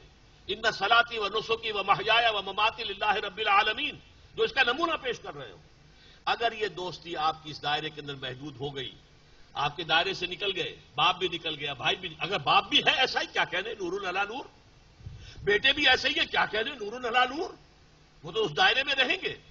لیکن اگر باپ دوسری طرف کھڑا ہوا ہے، بیٹا دوسری طرف کھڑا ہوا ہے، تو ان میں کوئی تعلق محبت کا، دوستی کا نہیں ہو سکتا. وَلَوْ كَانُوا آبَاءَهُمْ أَوْ أَبْنَاءَهُمْ أَوْ إِخْوَانَهُمْ أَوْ عَشِيرَتَهُمْ، چاہے باپ ہوں، بیٹے ہوں، بھائی ہوں، رشتہ دار ہوں. ایسے ہی لوگوں کے دلوں میں ایمان جو ہے وہ کھود دیا گیا ہے، کندہ کر دیا گیا ہے، لکھ دیا گیا ہے. اللہم ربنا اجعلنا منہم. اب ذرا آئیے، میں نے عرض کیا تھا کہ وہ جو 3 آیتیں ہیں اس رکوع کی پہلی، اس وقت کے حالات کے اعتبار سے اہم ترین. دیکھیے یہ اس رکوع کا چونکہ 3 آیتوں کا درس کا یہاں ساتھیوں نے اعلان کر دیا تھا، ورنہ میں شروع ہی یہاں سے کرتا، لیکن ہم نے یہ کیا ہے کہ جو آپ کے پاس جو چھپی ہوئی ہیں آیات، پہلے ان کا درس مکمل کر لیا ہے. اب دیکھیے 3 آیات یہ ہیں، یا ایھا الذین آمنوا لا تتخذوا اليہود والنصارى اولیاء بعضهم اولیاء بعض. اہل ایمان مت دوست بناؤ یہودیوں کو اور نصرانیوں کو، عیسائیوں کو. وہ خود ایک دوسرے کے دوست تھے. یہاں ذرا غور کیجئے گا، یہ تاریخی اعتبار سے بڑی اہم بات آپ کو بتا رہا ہوں. جب میں نے پہلی مرتبہ یہ بات کہی تھی تو ہندوستان کے دینی رسالوں میں بھی اس کے اوپر بہت تحسین کی گئی کہ یہ بات پہلی مرتبہ ڈاکٹر اسرار نے کہی ہے. عام طور پر لوگ اجازت سے گزر جاتے ہیں. تاریخی حقیقت یہ ہے کہ جب قرآن نازل ہو رہا تھا ان کے درمیان دوستی نہیں تھی. عیسائیوں کی اور نصرانیوں کی شدید دشمنی تھی، عیسائیوں کی اور یہودیوں کی. یہودیوں نے تو حضرت مسیح کو سولی پر چڑھوایا، دوستی کیسے ہو جاتی؟ جنہیں وہ اپنا معبود مان رہے ہیں، خدا کا بیٹا مان رہے ہیں. تو ہسٹری میں تو بہت لمبی تاریخ موجود ہے کہ بڑی شدید دشمنی تھی، بہت شدید پرسیکیوشن. اصل میں یہ آج کے بارے میں پیشن گوئی ہے، آج کے اس دور کے بارے میں. پوٹینشلی تھی یہ، لیکن ایکچولی اب ہوئی ہے. جیسے آپ کہتے ہیں کہ آم کی گٹھلی میں آم کا پورا درخت ہے، پوٹینشلی پورا درخت کہاں ہے؟ آم کی گٹھلی میں موجود ہے، وہیں سے نکلا ہے نا. وہ دو پتوں کی شکل میں نکلا، پھر بڑھا ہے، درخت بنا. آیا کہاں سے بھائی؟ سارا مواد اسی گٹھلی میں تھا. اسی طریقے سے وہ تھی تو صحیح، اپیرنٹ نہیں تھی، ظاہر نہیں تھی، بلکہ دشمنی تھی شدید. قرآن مجید میں آیا ہے ہم نے اغرینا بینہم العداوۃ والبغضاء، ہم نے ان کے درمیان بغض اور دشمنی پیدا کر دی ہے. تو ایک دوسرے کے دشمن تھے. وقالت الیہود لیست النصارى علی شیء وقالت النصارى لیست الیہود علی شیء وهم یتلون الکتاب. سورہ بقرہ کی آیت ہے کہ نہیں؟ یہودی کہتے ہیں نصارہ کی کوئی حقیقت نہیں، نصارہ کہتے ہیں کہ یہودیوں کی کوئی حقیقت نہیں. تو یہ تو ان کے درمیان تو بڑی سخت دشمنی تھی. یہ اصحاب الاخدود کون تھے؟ یہودی بادشاہ یمن کا کچھ عرصے کے لیے یہودیوں کی حکومت قائم ہو گئی تھی یمن میں، ذو نواس. اس نے حضرت عیسیٰ کے پیروکاروں کو زندہ جلایا تھا. اصحاب الاخدود. والسماء ذات البروج والیوم الموعود وشاہد ومشہود کتب اصحاب الاخدود النار ذات الوقود اذ هم علیہا قعود وهم علی ما یفعلون بالمؤمنین شہود. ہزاروں عیسائیوں کو اس شخص نے زندہ کھائی بنا کر آگ کس کو جلایا؟ یہودی نے. تو یہودیوں اور عیسائیوں کے درمیان ہرگز دوستی اس وقت نہیں تھی جب یہ آیت نازل ہوئی. پوٹینشل دوستی تھی اندر، لیکن باہر ایکچوئل دشمنی تھی.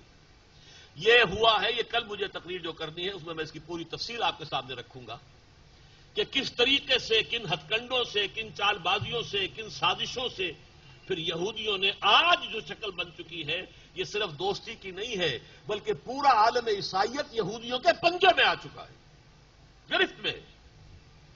وہ یہودیوں کے تابع ہیں اب. جیسے علامہ اقبال 1905 سے 1908 تک رہے تھے یورپ میں، جرمنی میں رہے اور انگلستان میں رہے، اور وہاں انہوں نے دیکھا جو کچھ. فرنگ کی رگے جہاں پنجے یہود میں ہے. یہ پنجے یہود میں آج پورا عالم عیسائیت آ چکا ہے. ان کے درمیان شدید گہرا وہ معاونت ایک دوسرے کے ساتھ، اور اسی کے بل پر یہ اسرائیل قائم ہوا ہے. کیا یہودیوں کا باپ بھی قائم کر سکتا تھا اسرائیل؟ یہ تو جو آپ کو معلوم ہے یونائٹڈ نیشن نے بنا کر دیا ہے. پہلا وہ تھا لیگ آف نیشنز، اس نے بنا کر بالفور ڈکلریشن اس کے تحت ان کو آباد ہونے کی اجازت دی گئی. یہ تفسیر مجھے کل میرا خطاب اسی موضوع پر ہے. انسانیت کے اصل دشمن کون ہے؟ کون سیاہی گھول رہا ہے وقت کے بہتے دریا میں؟ یہ ساری خباثتیں جو تاریخ انسانی میں آ رہی کہاں سے آ رہی ہیں؟ اس کی الٹیمیٹ سورس کیا ہے؟ یہ مجھے موضوع ہے کل کا. آپ نے اگر اخبار میں اشتہار بھی دیکھ لیا ہو تو وہاں تفصیل سے بیان کروں گا. یہ آج کے لیے آئے تھے جو قرآن میں اتری. اس وقت ان کی دوستی ہے، اس وقت گٹھ جوڑ مکمل ہے. بلکہ یہودی وہ ان کے اوپر قابو یافتہ ہے. بعضهم اولیاء بعض. اب دیکھیے حضور کے زمانے میں یہودیوں کا طرز عمل کچھ اور تھا، عیسائیوں کا طرز عمل کچھ اور تھا.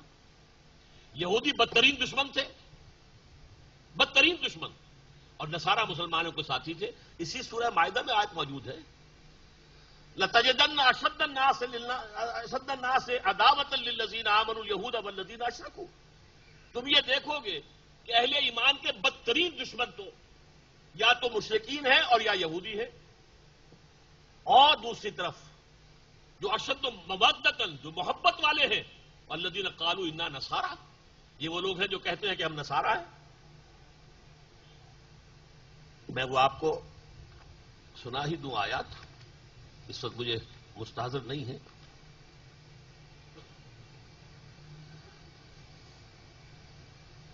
لَتَجِدَنَّ أَشَدَّ النَّاسِ عَدَاوَةً لِلَّذِينَ آمَنُوا الْيَهُودُ وَالَّذِينَ أَشْرَكُوا، تم لازماً پاؤ گے کہ اہل ایمان کے شدید ترین دشمن تو وہ ہیں جو یہودی ہیں اور مشرک ہیں. وَلَتَجِدَنَّ أَقْرَبَهُمْ مَوَدَّةً، اور تم دیکھو گے محبت میں ان سے قریب ترین وہ ہے لِلَّذِينَ آمَنُوا الَّذِينَ قَالُوا إِنَّا نَصَارَىٰ، جو یہ کہتے ہیں کہ ہم نصارہ ہیں. ذَلِكَ بِأَنَّ مِنْهُمْ قِسِّيسِينَ وَرُهْبَانًا وَأَنَّهُمْ لَا يَسْتَكْبِرُونَ، اور یہ اس لیے ہے کہ ان میں درویش ہیں، ان میں راہب ہیں، وہ استکبار نہیں کرتے. آخر حضور کو پہچاننے والا بحیرہ راہب کون تھا؟ عیسائی تھا نہیں. حضرت سلمان فارسی کو راستہ دکھانے والا حضور کی طرف کون تھا؟ عیسائی راہب. نجاشی ایمان لے آیا کہ نہیں؟ ہرقل بھی ایمان لانا چاہتا تھا لیکن اس کے درباری ساتھ نہیں دے رہے تھے. مقوقس شاہ مصر، اس نے حضور کی خدمت میں ہدیے بھیجے. آپ کو معلوم ہے کہ حضور کی جو پھر کنیز تھی جن سے کہ حضرت ابراہیم کی ولادت ہوئی ہے، ماریا قبطیہ رضی اللہ عنہا، وہ کس نے بھیجی تھی؟ مقوقس نے. اور وہ گھوڑا بھی حضور کو اس نے بھیجا تھا. عیسائیوں کی طرف سے حضور کے خلاف پوری آپ کی زندگی میں کوئی اقدام نہیں ہوا. وہ تو عیسائیوں کے تحت تھا ایک بادشاہ، وہ جو ریلی بادشاہ سمجھ لیجیے شام کا، جس نے کہ حضور کے ایلچی کو شہید کر دیا تو اس کے ساتھ جنگ جو ہے شروع ہو گئی. وہ غزوہ موتا ہوا، غزوہ تبوک ہوا، ورنہ یہ کہ کوئی اقدام. اور یہودی بدترین دشمن. تو یہ آیت میں آپ کو اس لیے بتا رہا تھا کہ یہ در حقیقت اس وقت کے لیے نہیں ہے.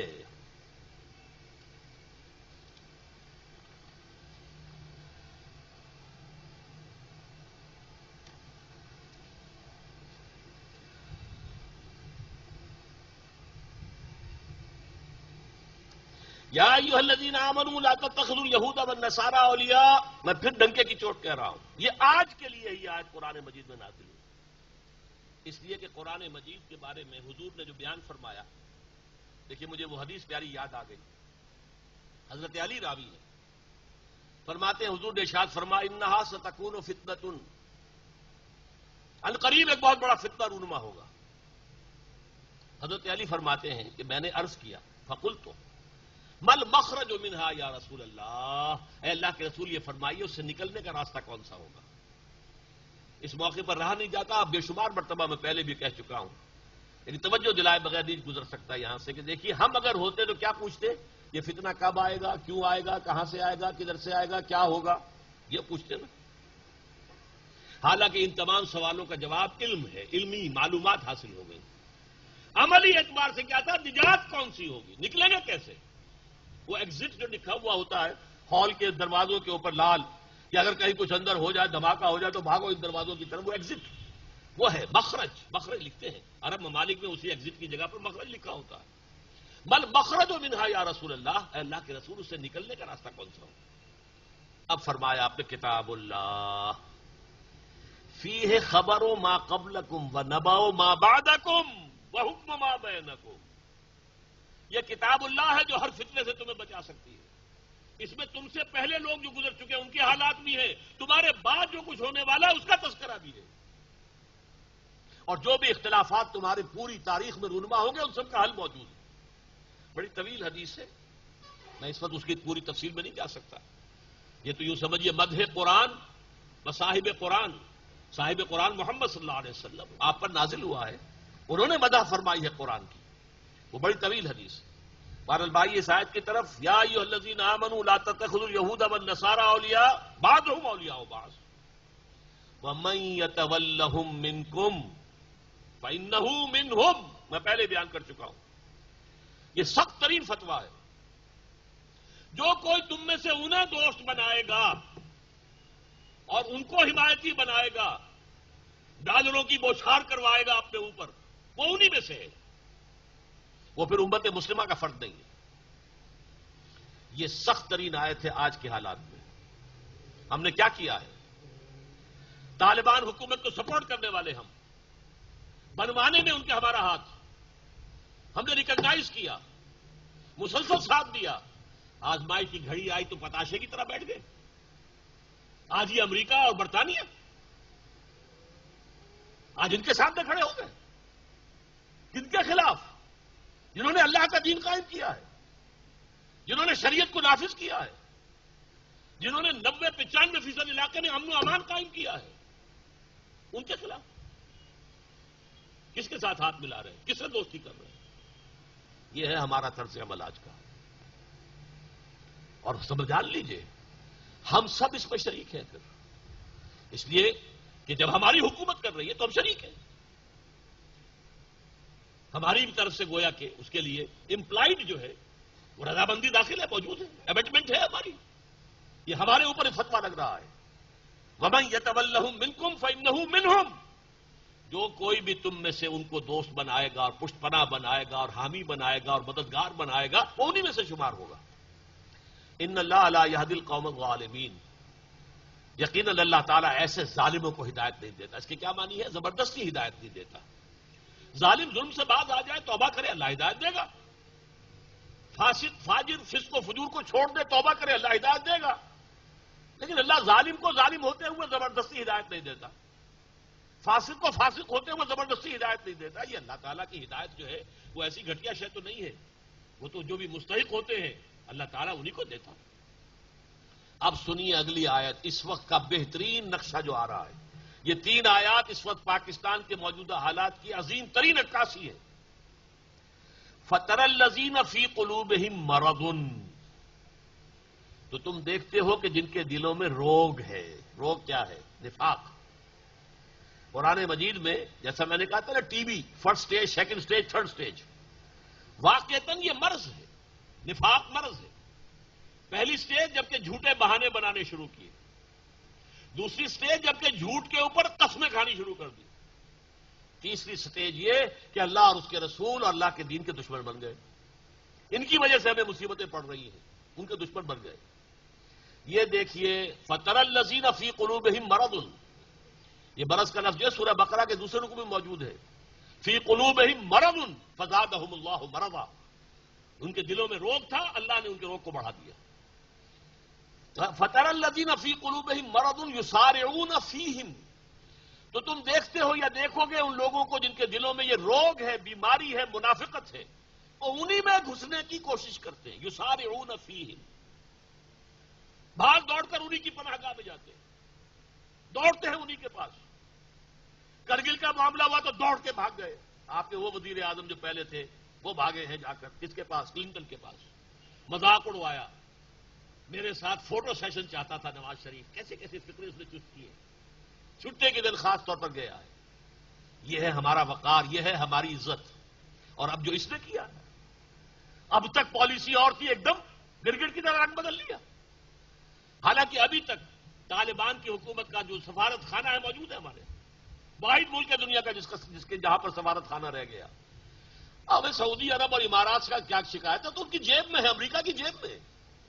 ان کی حکومت امریکہ کی وجہ سے قائم ہے، ورنہ کبھی کی ختم ہو گئی ہوتی. ان کا سر، ان کی جوتی انہوں نے مار مار کے جو ہے سارا ان کو، یعنی ان کا دولت بھی اپنے پاس گھسیٹ لی ہے. جنگ کے سارے اخراجات جو ہے خرید کی جنگ کے انہی سے وصول کیے اور اپنی اکانومی کو بہتر کیا. لیکن یہ کہ گھستے انہی کے اندر، جاتے پھر ادھر ہی. فَتَرَى الَّذِينَ فِي قُلُوبِهِم مَّرَضٌ يُسَارِعُونَ فِيهِمْ يَقُولُونَ نَخْشَىٰ أَن نُّصِيبَنَا دَائِرَةٌ. کہتے کیا ہیں؟ ہمیں اندیشہ ہے کہ کوئی بہت بڑی مصیبت ہم پر آ جائے. بتائیے 100% یہ اس وقت کی پوزیشن نہیں ہے. یہ وہ الفاظ تھے جو میں کہہ کے آیا تھا مشرف صاحب سے، رو در رو. کیونکہ انہوں نے جب بلانے شروع کیے تھے کچھ گروپس کی شکل میں تو میں حیران ہوا مجھے کیسے یاد فرما لیا. اور وہ بھی علماء اور مشائخ کی محفل میں. میں نہ علماء میں سے، نہ مشائخ میں سے، نہ 3 میں، نہ 13 میں. اس سے پہلے آگرہ جاتے ہوئے انہوں نے علماء اور مشائخ کو یاد فرمایا تھا تو مجھے یاد نہیں کیا تھا. اس مرتبہ اللہ نے بات کہلوانی تھی، ڈنکا کی چوٹ کہہ کر آیا. اگر آپ نے ساتھ دیا ٹھیک ہے، جو آپ میزانیہ نفع و نقصان رکھ رہے ہیں ہمارے سامنے، ساتھ دینے میں یہ فائدے ہیں اور ساتھ دے دیں گے یہ اندیشے، یہ نقصانات ہیں. میں نے کہا کہ پرویز صاحب اگر تو معاملہ صرف مادیات کا ہو اور صرف فوری نتائج پیش نظر ہو تو آپ کا یہ فورن اگینسٹ کا جو ٹیبل ہے، یہ میزانیہ نفع و نقصان 100% درست ہے. لیکن اگر مادیات سے اوپر اخلاقیات کا بھی کوئی دائرہ ہے، عدل و انصاف کے بھی کوئی تقاضے ہیں، غیرت و حریت کے بھی کوئی تقاضے ہیں، غیرت اور حمیت کے، اور اس سے بھی اوپر اللہ کے دین کے بھی کوئی تقاضے ہیں، تو آپ کی یہ بات 100% غلط ہے۔ اور میں آپ سے صاف کہتا ہوں، اگر آپ نے ساتھ دیا تو آپ عدل اور انصاف کے مسلمہ اصولوں سے غداری کریں گے۔ یہ لفظ میں نے استعمال کیا، بہت زور دے کر کہیں، اور آپ غیرت اور حمیت کا جنازہ نکال دیں گے۔ اور یہ بھی میں آپ کو بتا دوں کہ یہ فوری طور پر تو شاید امریکہ کی چھتری کے نیچے آ کر کچھ آپ کو سہولتیں حاصل ہو جائیں، لیکن اگلا ٹارگٹ آپ ہیں، لازمن ہے۔ یہ جو کچھ ہو رہا ہے یہ کوئی معمولی بات نہیں ہے۔ یہ کل مجھے تقریر کرنی ہے مفصل، اصل میں کون کروا رہا ہے، یہ کردار کون ہے، کون سیاہی گھول رہا ہے وقت کے بہتے دریا میں، یہ کل بیان کرنا ہے مجھے۔ لیکن یہ ہے کہ ان کا ٹارگٹ آپ کا ایٹمک پروگرام اور آپ کا جہاد، یہ جو کشمیر میں آپ جہاد لیے پھرتے ہیں، یہ آپ کا سیکنڈ ٹارگٹ ہے۔ اور اگر ڈی اسٹیبلائز ہو گیا پاکستان تو شاید پاکستان کا خاتمہ ہی ہو جائے۔ یہ صورت ہے۔ اور تیسری بات میں نے یہ بھی کہی تھی آخری، کہ مجھے اندیشہ ہے پاکستان میں خانہ جنگی شروع ہو جائے گی، اس لیے کہ عوام میں غیرت ہے، دینی جماعتوں کے اندر غیرت اور حمیت ہے۔ چاہیے کہ افسوس ہے وہ جماعتیں ایک پلیٹ فارم پر آ گئی تھی، دفاع افغانستان کونسل بنی تھی 10 جنوری کو اس سال کے، جب سینکشنز لگے تھے، اس میں سب جماعتیں تھیں، جے یو آئی دونوں تھیں اور جماعت اسلامی بھی تھی، ہم بھی، ہماری جماعت چھوٹی، ہم بھی شامل تھے، اور بھی جماعتیں تھیں، اہل حدیث بھی تھے۔ لیکن یہ کہ اس کے بعد اب ایسا ہوا کہ چند جلسے تو اس دفاع کونسل کے تحت ہوئے ہیں، لاہور میں ہوا ہے، اس میں بھی میں شریک ہوا، پشاور میں ہوا، وہاں پہ حالانکہ میرے اوپر پابندی لگا گئی تھی داخلے کی، لیکن چونکہ مجھے علم نہیں تھا میں تو چلا گیا تھا ایک رات پہلے، اور اخبار میں نے پڑھا پابندی ہے، تو میں نے کہا پابندی داخلے کی تھی وہ تو ہو گئی، وہ تو میرے اطلاع میں آئی نہیں، تو تقریر پر تو پابندی لکھی ہوئی نہیں ہے، تو میں خفیہ راستوں سے مسجد میں پہنچ گیا، تقریر کی میں نے، باہر ناکہ بندی کر رکھی تھی، حیران ہو کر آئے کہ یہ کہاں سے پہنچ گیا، بہرحال وہاں بھی تقریر کی ہے۔ لیکن اس کے بعد ایک جلسہ ہونا تھا کراچی کل، اسی متحدہ یہ جو ہے افغان کونسل، افسوس ہے کہ وہ نہیں ہوا، اس کے بجائے مولانا فضل الرحمان صاحب نے کوئٹے میں کیا، بہت بڑا کیا، اس میں کوئی شک نہیں۔ جماعت اسلامی نے آج ملتان میں کیا ہے، بہت بڑا کیا ہے، اچھا ہے، اور فضل الرحمان صاحب نے آج کیا ہے، پھر وہاں پنڈی میں کل کیا تھا غالباً، اور آج پشاور میں کیا ہے۔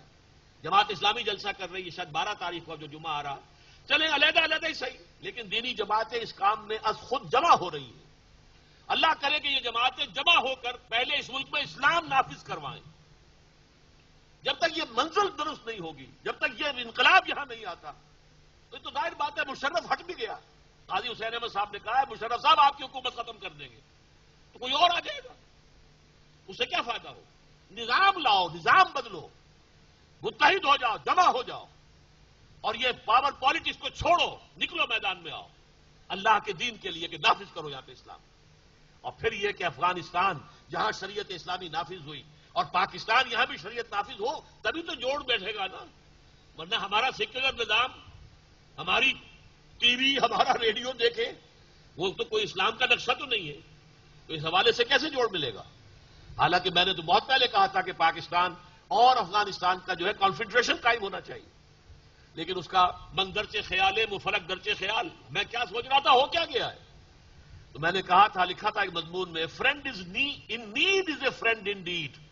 ارے مشکل وقت میں آگے پیچھے ہٹ گئے، غیرت کے خلاف، یہ حمیت کے خلاف، یہ غیرت نام تھا جس کا، گئی تیمور کے گھر سے، دیکھیے وہی الفاظ ہیں، یسارعون فیہم، گھسے جا رہے ہیں انہی کے اندر، یقولون نخشی ان تصیبنا دائرہ، ہمیں ڈر ہے بہت بڑی مصیبت آ جائے گی، ہمارا ایٹمک جو صلاحیت ہے وہ ختم کر دی جائے گی، ہمارا جہاد کشمیر ختم کر دیا جائے گا، ڈسٹیبلائز ہو جائیں گے، ہمیں مفلوق الحال بنا دیا جائے گا، ہمارا بائیکاٹ ہو جائے گا، ہمارے اوپر اور سینکشن لگ جائیں گے۔ میں نے کہا تھا یہ ٹھیک ہے، آپ جو کہہ رہے ہیں غلط نہیں کہہ رہے، آپ جو کہہ رہے ہیں ٹھیک کہہ رہے ہیں، اور ان کے ساتھ دینے میں ٹھیک ہے، حلوہ ہے، آ رہے ہیں اتنے کروڑ ڈالر ادھر سے آ رہے ہیں، اتنے کروڑ ادھر سے آ رہے ہیں، اتنے کروڑ شیڈیول ہو گئے، اتنا یہ ہو گیا، فلاں سینکشن اٹھ گئی، فور اور اٹھ رہی ہیں، یہ سب کچھ ہوگا، کفر کا ساتھ دیں گے تو یہ ہوگا، دودھ ملائی آپ لے لیجئے، لیکن کب تک؟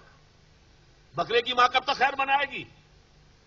یہ جو عالمی اتحاد قائم ہو رہا ہے یہ صرف افغانستان کے لیے نہیں ہے، یہ اسلام کے خلاف ہے، وہ جو کہہ رہے ہیں 10 سالہ جنگ چلے گی، افغانستان بیچارہ کیا ہے؟ چڑیا، باز کی اور چڑیا کی جنگ ہو رہی ہے۔ یہ تو اللہ تعالیٰ چاہے دو اور کر دے۔ وہ چڑیوں کے ذریعے سے ہاتھیوں والوں کو جو ہے شکست دے دی تھی اس نے۔ الم تر کیف فعل ربک باصحاب الفیل، کوئی عجب نہیں اللہ تعالیٰ دوبارہ دوہرا دے، وہی صورت دوبارہ پیدا کر دے اللہ۔ لیکن یہ کہ عام حالات میں دیکھیے تو افغانستان کی حیثیت کیا ہے، کیسے کیسے اسلحہ، کیسے کیسے بمبار، خوفناک قسم کے ہوائی جہاز، اور کتنے بڑے بڑے جو ہیں ان کے یہ جو ایئر کرافٹ کیریئرز جو ہیں وہ آ رہے ہیں، جہاز سمندری۔ اللہ اکبر، کس کے لیے؟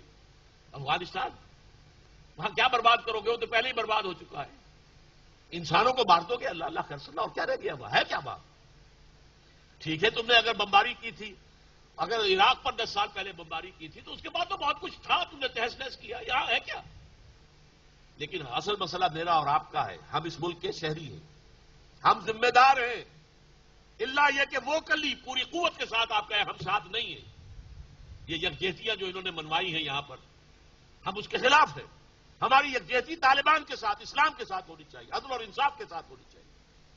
انہوں نے کہہ دیا تھا طالبان نے پہلے ہی، ثبوت پیش کرو ہم حوالے کر دیں گے، اور آج تک کوئی ثبوت نہیں۔ یہ کہا اب بھی برطانیہ نے کہا ہے کہ ثبوت نہیں ہے، یہ ایسا ثبوت نہیں ہے۔ امریکہ خود کہہ رہا ہے کہ جس کی بنیاد پر عدالتی کارروائی کی جا سکے، ایسا ثبوت نہیں ہے۔ تو ایسے ثبوت کے بغیر کیسے کسی کو مجرم ٹھہرا دیا جائے؟ اور جو یہ گروپ گیا تھا جس میں میں بھی تھا، علماء اور مشائخ، ان میں سے ہر شخص نے یہ کہا تھا کہ جناب جرنیل صاحب جب تک الزام ہو، جرم ثابت نہ ہو، وہ ملزم ہوتا ہے، مجرم نہیں ہوتا، مجرم کو سزا نہیں دی جا سکتی۔ لیکن یہ کہ ٹی وی کے اوپر بتایا گیا کہ سب لوگوں نے جو ہے ان کے ساتھ جو ہے ان کی رائے میں رائے دی ہے، انا للہ و انا الیہ راجعون۔ میں نے تو جس شور کے ساتھ یہ کہا تھا یہ غداری ہوگی، نظریہ پاکستان سے غداری، اسلام سے غداری، اور صداقت اور حق اور عدل اور انصاف کے تقاضوں سے غداری، اور اس کا اندیشہ ہے کہ پاکستان میں خانہ جنگی ہو جائے۔ یہ الفاظ میں کیا کیا ہے؟ تو فرمایا فَتَرَى الَّذِينَ فِي قُلُوبِهِم مَرَضٌ يُسَارِعُونَ فِيهِمْ، تم دیکھو گے جن کے دلوں کے اندر روگ ہے، نفاق ہے، وہ انہی کے اندر گھسے جاتے ہیں، پناہ گاہ انہی کو بنایا ہوا ہے۔ یقولون نخشى ان تصيبنا دائرہ، کہتے ہیں اندیشہ ہے کہ کوئی بہت بڑی مصیبت گردش زمانے کی ہم پر نہ آ جائے۔ فعسى الله ان ياتي بالفتح او امر من عنده، بڑی پیاری آیت ہے اس وقت کے موقع کے حساب سے، میرے دل میں امید کے چراغ روشن ہوئے۔ ہو سکتا ہے اللہ تعالیٰ فتح عطا فرما دے اہل ایمان کو، یا اپنے پاس سے کوئی اور ایسی بات پیدا کر دے جو میں نے ابھی کہا، اصحاب فیل کا واقعہ ہو سکتا ہے۔ چمن کے مالی اگر بنا لے موافق اپنا مزاج، اب بھی چمن میں آ سکتی ہے پلٹ کر چمن سے روٹھی بہار، اب بھی، اور آج بھی ہو جو براہیم کا ایما پیدا، آگ کر سکتی ہے انداز گلستاں پیدا کر سکتی ہے۔ اللہ کی قوت ختم نہیں ہوئی ہے، واللہ واسع علیم، اس کی وسعتیں، اس کی قوتیں، اس کی قدرتیں، اس کے اختیارات عطا ہے۔ ہو سکتا ہے کہ اللہ تعالیٰ فتح لے آئے۔ یہ سمجھ رہے ہیں منافق کہ فتح انہی کی ہوگی، کیا پتا انہیں ذلت اور رسوائی کا سامنا کرنا پڑ جائے۔ کوئی زیادہ پرانی بات تو نہیں ہے، تقریباً 25 برس کی بات ہی ہوگی۔ امریکہ کی مہم آئی تھی کہ نہیں ایران میں، اور تباہ و برباد ہو گئی تھی کہ نہیں؟ اپنے ہاسٹیجز کو چھڑانے کے لیے کتنا بڑا ان کا وہ جو پروجیکٹ تھا، اور کس طرح برباد ہوا صحرا کے اندر۔ حالانکہ ان کا راکٹ وہ چاند پر جا کر صحیح سیکنڈ کے اعتبار سے اترتا ہے، اور زمین کے اوپر یہ حال ہو گیا، اس لیے کہ ہر قوت سے بالا تر قوت اللہ کی موجود ہے۔ تو عسى الله ان ياتي بالفتح، ہو سکتا ہے، قریب ہے کہ اللہ تعالیٰ اہل ایمان کو فتح عطا کر دے، او امر من عنده ہی، اور پھر یا اپنی طرف سے کوئی خاص بات ایسی ظاہر کر دے، فَيُصْبِحُوا عَلَى مَا أَصَرُّوا فِي أَنفُسِهِمْ نَادِمِينَ، کہ پھر جو یہ نفاق اپنے دیوں کے اندر چھپائے ہوئے ہیں اس پر نادم ہونا پڑے۔ ہم تو سمجھ رہے تھے کہ یہ چراغ بجھا کے بجھا، یہ تو پھیل گیا نور۔ غزوہ احزاب کے موقع پر کیا تھا؟ محسوس ہوتا تھا کہ صحرا میں ایک چراغ جل رہا ہے، مدینہ منورہ چھوٹا سا شہر، چند ہزار کے نفوس، 12,000 کا لشکر آ گیا ہے۔ اِذْ من فوقکم ومن اسفل منکم وَإِذْ زَاغَتِ الْأَبْصَارُ وَبَلَغَتِ الْقُلُوبُ الْحَنَاجِرَ وَتَظُنُّونَ بِاللَّهِ الظُّنُونَ، 12,000 کا لشکر۔ محسوس ہوتا تھا کہ اب یہ بجھا کے بجھا، یہ چراغ بجھ جائے گا، لیکن ہوا کیا؟ آندھی آئی اور ان سب کو اڑا کے لے گئے اللہ کی طرف سے. اور امر من عنده، جنگ کی نوبت ہی نہیں آئی. ایک دو مبارزتیں ہوئی ہیں کہ جو خندق کو جو ہے اپنے گھوڑے کو ایڑ لگا کر بعض لوگوں نے ادھر آ گئے مقابلہ کیا. عمرو ابن عبد ود آیا تھا، تقریباً 90 سال کی عمر کا، لیکن اتنا بڑا پہلوان تھا اسے کوئی عرب میں پچاڑ نہیں سکتا تھا. وہ آیا ہے اور اس نے آ کے جب مبارزت دی ہے، اپنا گھوڑے کو ایڑ لگائی ہے، اس نے خندق کو کود کر آ گیا مسلمانوں کی طرف. آؤ مسلمانوں کو ہے تم میں سے جو سے مقابلہ کرے. حضرت علی نکلے، دیکھا پستہ قد تھے حضرت علی، لمبے طویل نہیں تھے. ہنسا، تم مجھ سے مقابلہ کرنے آئے ہو کہ ہاں؟ دیکھو میں جو بھی شخص مجھ سے مقابلہ کرنے آتا ہے میں اسے پہلے 3 آپشنز دیتا ہوں کہ مجھ سے وہ اپنی کوئی خواہش جو ہے کہے کہ میں پوری کر دوں. یعنی اسے قتل تو کر ہی دینا ہے میں نے، لیکن میں اس کی 3 خواہشیں جو ہے پوری کر دینا چاہتا ہوں. کہو. فرمایا میری پہلی خواہش ہے تو مسلمان ہو جا. دوسری خواہش ہے اچھا تو میدان جنگ چھوڑ کے واپس چلا جا. نہیں. تیسری خواہش آ پھر مقابلہ کر. اب ہنسا وہ، ٹھٹا لگا. او دنیا میں کوئی ایسا شخص بھی ہے جو عمرو ابن عبد ود کے ساتھ مقابلہ کرنا چاہتا ہے؟ لیکن حضرت علی نے واسل جہنم کیا اسے. تو یہ معاملہ جو اللہ تعالیٰ کی طرف سے کوئی چیز آ سکتی ہے، اب بھی آ سکتی ہے. آج بھی ہو جو براہیم کا ایما پیدا آ کر سکتی ہے انداز گلستہ پیدا. تو پھر کیا ہوگا؟ یہ اپنے دل ہی دل میں شرمندہ ہوں گے. اسروا فی انفسہم نادمین، کہ یہ ہم تو نفاق کی وجہ سے سمجھ رہے تھے کہ یہ چراغ اب بجھ جائے گا، یہ محمد اور اس کے ساتھی ختم ہو جائیں گے صلی اللہ علیہ وسلم. اسی لیے کافروں کے ساتھ دوستیاں نبھا کر رکھو، محفوظ کر کے رکھو، بچا کے رکھو، آڑے وقت میں کام آئے گی کہ دیکھو بھائی ہم تمہارا اب ساتھ دیتے رہے تھے، لہذا ہمارا کچھ خیال کر لو، اب ہم تمہارے ساتھی تھے، اسی لیے کرتے تھے نا. وَيَقُولُ الَّذِينَ آمَنُوا، اور اس وقت اہل ایمان کہیں گے أَهَٰؤُلَاءِ الَّذِينَ أَقْسَمُوا بِاللَّهِ جَهْدَ أَيْمَانِهِمْ، کیا یہ ہے وہ لوگ جو اپنی پوری ہمت اور ارادے کے ساتھ اللہ کی قسمیں کھایا کرتے تھے کہ انہم لمعکم، کہ وہ ہمارے ساتھ ہیں. یہ بدماش ایسے تھے، یہ اندر سے جو ہے کفار کے ساتھ ملے ہوئے تھے، ان کا یہ دوغلا پن تھا. حبطت اعمالہم فاصبحوا خاسرین، ان کے تمام اعمال حبط ہو جائیں گے، بلکہ ہو گئے. یعنی کون سے اعمال؟ منافقین مدینہ نمازیں تو حضور کے پیچھے پڑھتے تھے کہ نہیں، بلکہ جو رئیس المنافقین تھا عبداللہ ابن ابی، وہ اپنی چودراہٹ ظاہر کرنے کے لیے جب حضور جمعے کا خطبہ دینے کے لیے کھڑے ہوتے تھے پہلے خود کھڑا ہوتا تھا. خزرج کا سردار تھا، اور خزرج جو ہے وہ 3 گنا قبیلہ تھا اوس کے مقابلے میں. حضور نے بیعت عقبہ ثانیہ کے بعد جو 12 نقیب بنائے تھے ان میں سے 9 خزرج کے تھے، 3 اوس کے تھے. اور اس شخص کو بادشاہ بنانے کا فیصلہ ہو چکا تھا، تاج تیار ہو چکا تھا کہ حضور تشریف لے آئے بے تاج بادشاہ. اس کا خواب دھرا رہ گیا، لہذا یہ اول روز سے منافق تھا. فوراً ایمان بھی نہیں لایا، یہ غزوہ بدر کے بعد ایمان لایا. لہذا یہ وہ شخص ہے کہ جو پہلے کھڑا ہوتا تھا، لوگوں دیکھو یہ اللہ کے رسول ہیں، ان کی بات توجہ سے سنو. اذا جاءك المنافقون قالوا نشهد انك لرسول الله والله يعلم انك لرسوله والله يشهد ان المنافقين لكاذبون. اے نبی جب یہ منافق آپ کے پاس آتے ہیں اور کہتے ہیں ہم گواہی دیتے ہیں کہ آپ اللہ کے رسول ہیں، اور اللہ سے بڑھ کر اور کون جانتا ہے کہ آپ اس کے رسول ہیں، لیکن اللہ گواہی دے رہا ہے کہ جھوٹ بول رہے ہیں. ان کے دل میں یہ بات نہیں ہے، ان کے دل میں یہ نہیں ہے، یہ جھوٹ بول رہے ہیں. تو وہ لوگ تھے کہ یہ لوگ ہم انہیں کیا سمجھتے تھے؟ ظاہر بات ہے کہ مسلمان وہ تو حسن ظن سے کام لیتا ہے. اچھا بھائی یہ لوگ کہہ رہے ہیں تو عذر ہے، عذر ہوگا، چھوڑو ان کا معاملہ اللہ کے حوالے. وہ تو حسن ظن سے کام لیتے تھے، تو اس وقت حیران ہوں گے اور کہیں گے جب وہ پردہ چاک ہوگا ان کے نفاق کا، وَيَقُولُ الَّذِينَ آمَنُوا أَهَٰؤُلَاءِ الَّذِينَ أَقْسَمُوا بِاللَّهِ جَهْدَ أَيْمَانِهِمْ إِنَّهُمْ لَمَعَكُمْ. یہ وہ لوگ ہیں، یہ ان کے کردار، یہ ان کے کرتوت. حبطت اعمالہم، ان کے سارے اعمال اکارت ہو گئے. نمازیں گئیں، روزے گئے، کوئی مجبوراً کو صدقے دیے تھے وہ بھی گئے. کہتے تھے مال لے لو جان بچاؤ، یا ہم آپ کے ساتھ مالی تعاون کر دیتے ہیں، ہمیں جنگ میں جانے سے جو ہے ایگزمپشن دے دو. یہ سارا مجبوری کا. لیکن یہ کہ وہ سارے ان کے اعمال اکارت ہو گئے، فاصبحوا خاسرین، اور وہ ہو گئے خسارہ پانے والوں میں. ان 3 آیتوں کے پس منظر میں وہ آیتیں تھیں، یا ایھا الذین آمنوا من یرتد منکم عن دینہ، اے اہل ایمان۔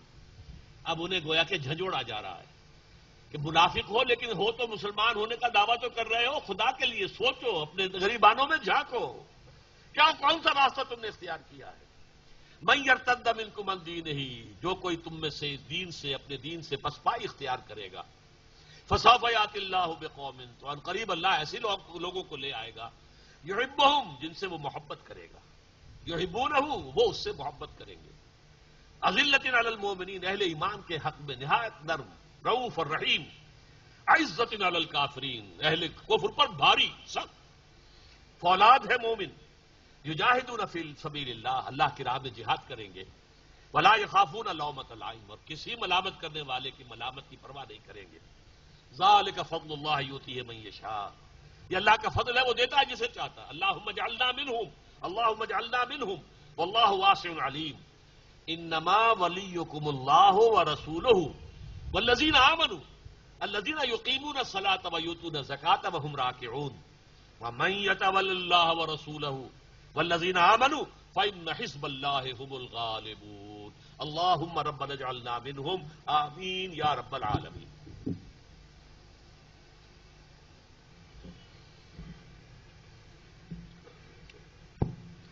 ہو حلقہ یاراں تو بریشم کی طرح نرم، رزم حق و باطل ہو تو فولاد ہے مومن۔ محترم ڈاکٹر اسرار احمد صاحب، اللہ کے محبوب بندے سورہ مائدہ کی آیات 54 تا 56 کی روشنی میں ہمیں ان کی خصوصیات سے آگاہ کر رہے تھے، اور اس سے پہلی 3 آیات کے حوالے سے انہوں نے حالات حاضرہ پر بھی کسی درجے میں روشنی ڈالی۔ اگرچہ اس سلسلے کا ان کا مفصل پروگرام کل انشاءاللہ منعقد ہوگا قرآن اکیڈمی میں صبح 10 بجے۔ قرآن اکیڈمی خیابان راحت ڈیفنس فیز 6 میں انشاءاللہ ڈاکٹر صاحب کا پروگرام کل صبح 10 بجے منعقد ہوگا، جس میں ان کے خطاب کا موضوع ہے انسانیت کے اصل دشمن کون۔ انشاءاللہ یہ تفصیلی بیان ہوگا، اور اس کے بعد سوال جواب، جو بھی سامعین وہاں شریک ہوں گے ان کے سوالات کے جوابات بھی دیے جائیں گے۔ تو اس کے لیے خواتین کے لیے بھی باپردہ شرکت کا انتظام ہے، تمام حضرات اور خواتین سے شرکت کی گزارش ہے۔ ڈاکٹر صاحب کے دروس، خطابات اور کے آڈیو ویڈیو کیسٹس اور کتابوں پر مشتمل ہمارا مکتبہ باہر موجود ہے، واپس جاتے ہوئے ان سے ضرور استفادہ کیجیے گا۔ اور آج کے پروگرام کا کیسٹ بھی کل انشاءاللہ آپ کو قرآن اکیڈمی میں مل سکے گا۔ اور آغاز میں جیسے آپ کو بتایا گیا تھا کہ انشاءاللہ رمضان المبارک کے دوران یہاں پر دورہ ترجمہ قرآن کی محفل منعقد ہوا کرے گی، جہاں ہر 4 رکعت میں جتنا قرآن مجید پڑھا جائے گا اس کا پہلے آپ کو مختصر ترجمہ اور تشریح بیان کی جائے گی، اس کے بعد تراویح میں باجماعت بیٹھیے، دعا مانگ کر جائیے، آپ تشریف رکھیے، دعا بھی ہوگی اس کے بعد۔ جی بس اسی پر میں ڈاکٹر صاحب سے گزارش کروں کہ وہ دعا کر لیں۔ الحمدللہ الذی ہدانا لہذا وما کنا لنہتدی لولا ان ہدانا اللہ۔ اگر آج جو کچھ بیان ہوا ہے اس سے آپ پر کوئی ہدایت کے راستے روشن ہوئے ہوں، کوئی ایسی حقیقتیں کہ جو پہلے اسی طرح واضح نہیں تھی آج واضح ہو گئی ہوں، تو اس پر اللہ کا شکر ادا کیجیے، میرے لیے دعا کیجیے اور اللہ تعالیٰ سے دعا کیجیے کہ الحمدللہ الذی ہدانا لہذا، کل تعریف اس اللہ کے لیے ہے جس نے ہمیں یہ ہدایت عطا فرمائی، وما کنا لنہتدی لولا ان ہدانا اللہ، اور ہم ہرگز ہدایت یافتہ نہ ہو سکتے اگر اللہ ہی ہمیں ہدایت نہ دیتا۔ لیکن اس کے ساتھ ہی دوسری دعا، ربنا لا تزغ قلوبنا بعد اذ ہدیتنا، پروردگار جب تو نے ہمیں ہدایت دی ہے اب ہمارے دلوں کو ٹیڑھا نہ ہونے دے، اس ہدایت پر استقامت عطا فرما۔ اے اللہ، تیری نبی نے ہمیں بتایا ہے کہ تمام انسانوں کے دل تیری 2 انگلیوں کے مابین ہیں، تو جدھر چاہتا ہے پھیر دیتا ہے۔ ہمارے دلوں کو ایمان کی طرف، تقوی کی طرف، احسان کی طرف، جہاد فی سبیل اللہ کی طرف پھیر دے۔ اے اللہ، ہمارے دلوں میں سے نفاق کے بیج نکال دے۔ اے اللہ، ضعف ایمان کی لعنت سے ہمیں نکال لے۔ اللہم ربنا زدنا ایمانا وہدا وعلما نافعا وعملا صالحا متقبلا۔ اے اللہ، ہمارے ایمان میں اضافہ فرما، اے اللہ ہماری ہدایت میں اضافہ فرما، اے اللہ ہمارے ایسے اعمال میں اضافہ فرما کہ جو صالح ہوں اور جو تیرے ہاں شرف قبول حاصل کر لیں۔ اللہم انصر الاسلام والمسلمین، اے اللہ مسلمانوں کی مدد فرما۔ اللہم انصر مسلمی افغانستان، اے اللہ افغانستان کے مسلمانوں کی مدد فرما۔ علی عدوک وعدوہم، ان کے اور تیرے دشمنوں کے خلاف ان کی مدد فرما. اللہم لعن الکفرۃ والمشرکین، اے اللہ کافروں کو اور مشرکوں پر لعنت فرما دے. اے اللہ، اللہم خالف بین کلمتہم ومزق جمعہم، ان کی جمعیت کو شیرانہ بکھیر دے، ان کو تتر بتر کر دے. وزلزل اقدامہم، ان کے قدموں میں لرزش اور کپکپاہٹ پیدا کر دے. وانزل بہم باسک الذی لا تردہ عن القوم المجرمین، اور اللہ ان پر اپنا وہ عذاب نازل فرما جو تو اپنے مجرم لوگوں کے اوپر لازماً نازل کرتا ہے. ربنا تقبل منا انک انت السمیع العلیم وتب علینا انک انت التواب الرحیم. وصلی اللہ تعالی علی خیر خلقہ محمد وآلہ واصحابہ اجمعین برحمتک یا ارحم الراحمین.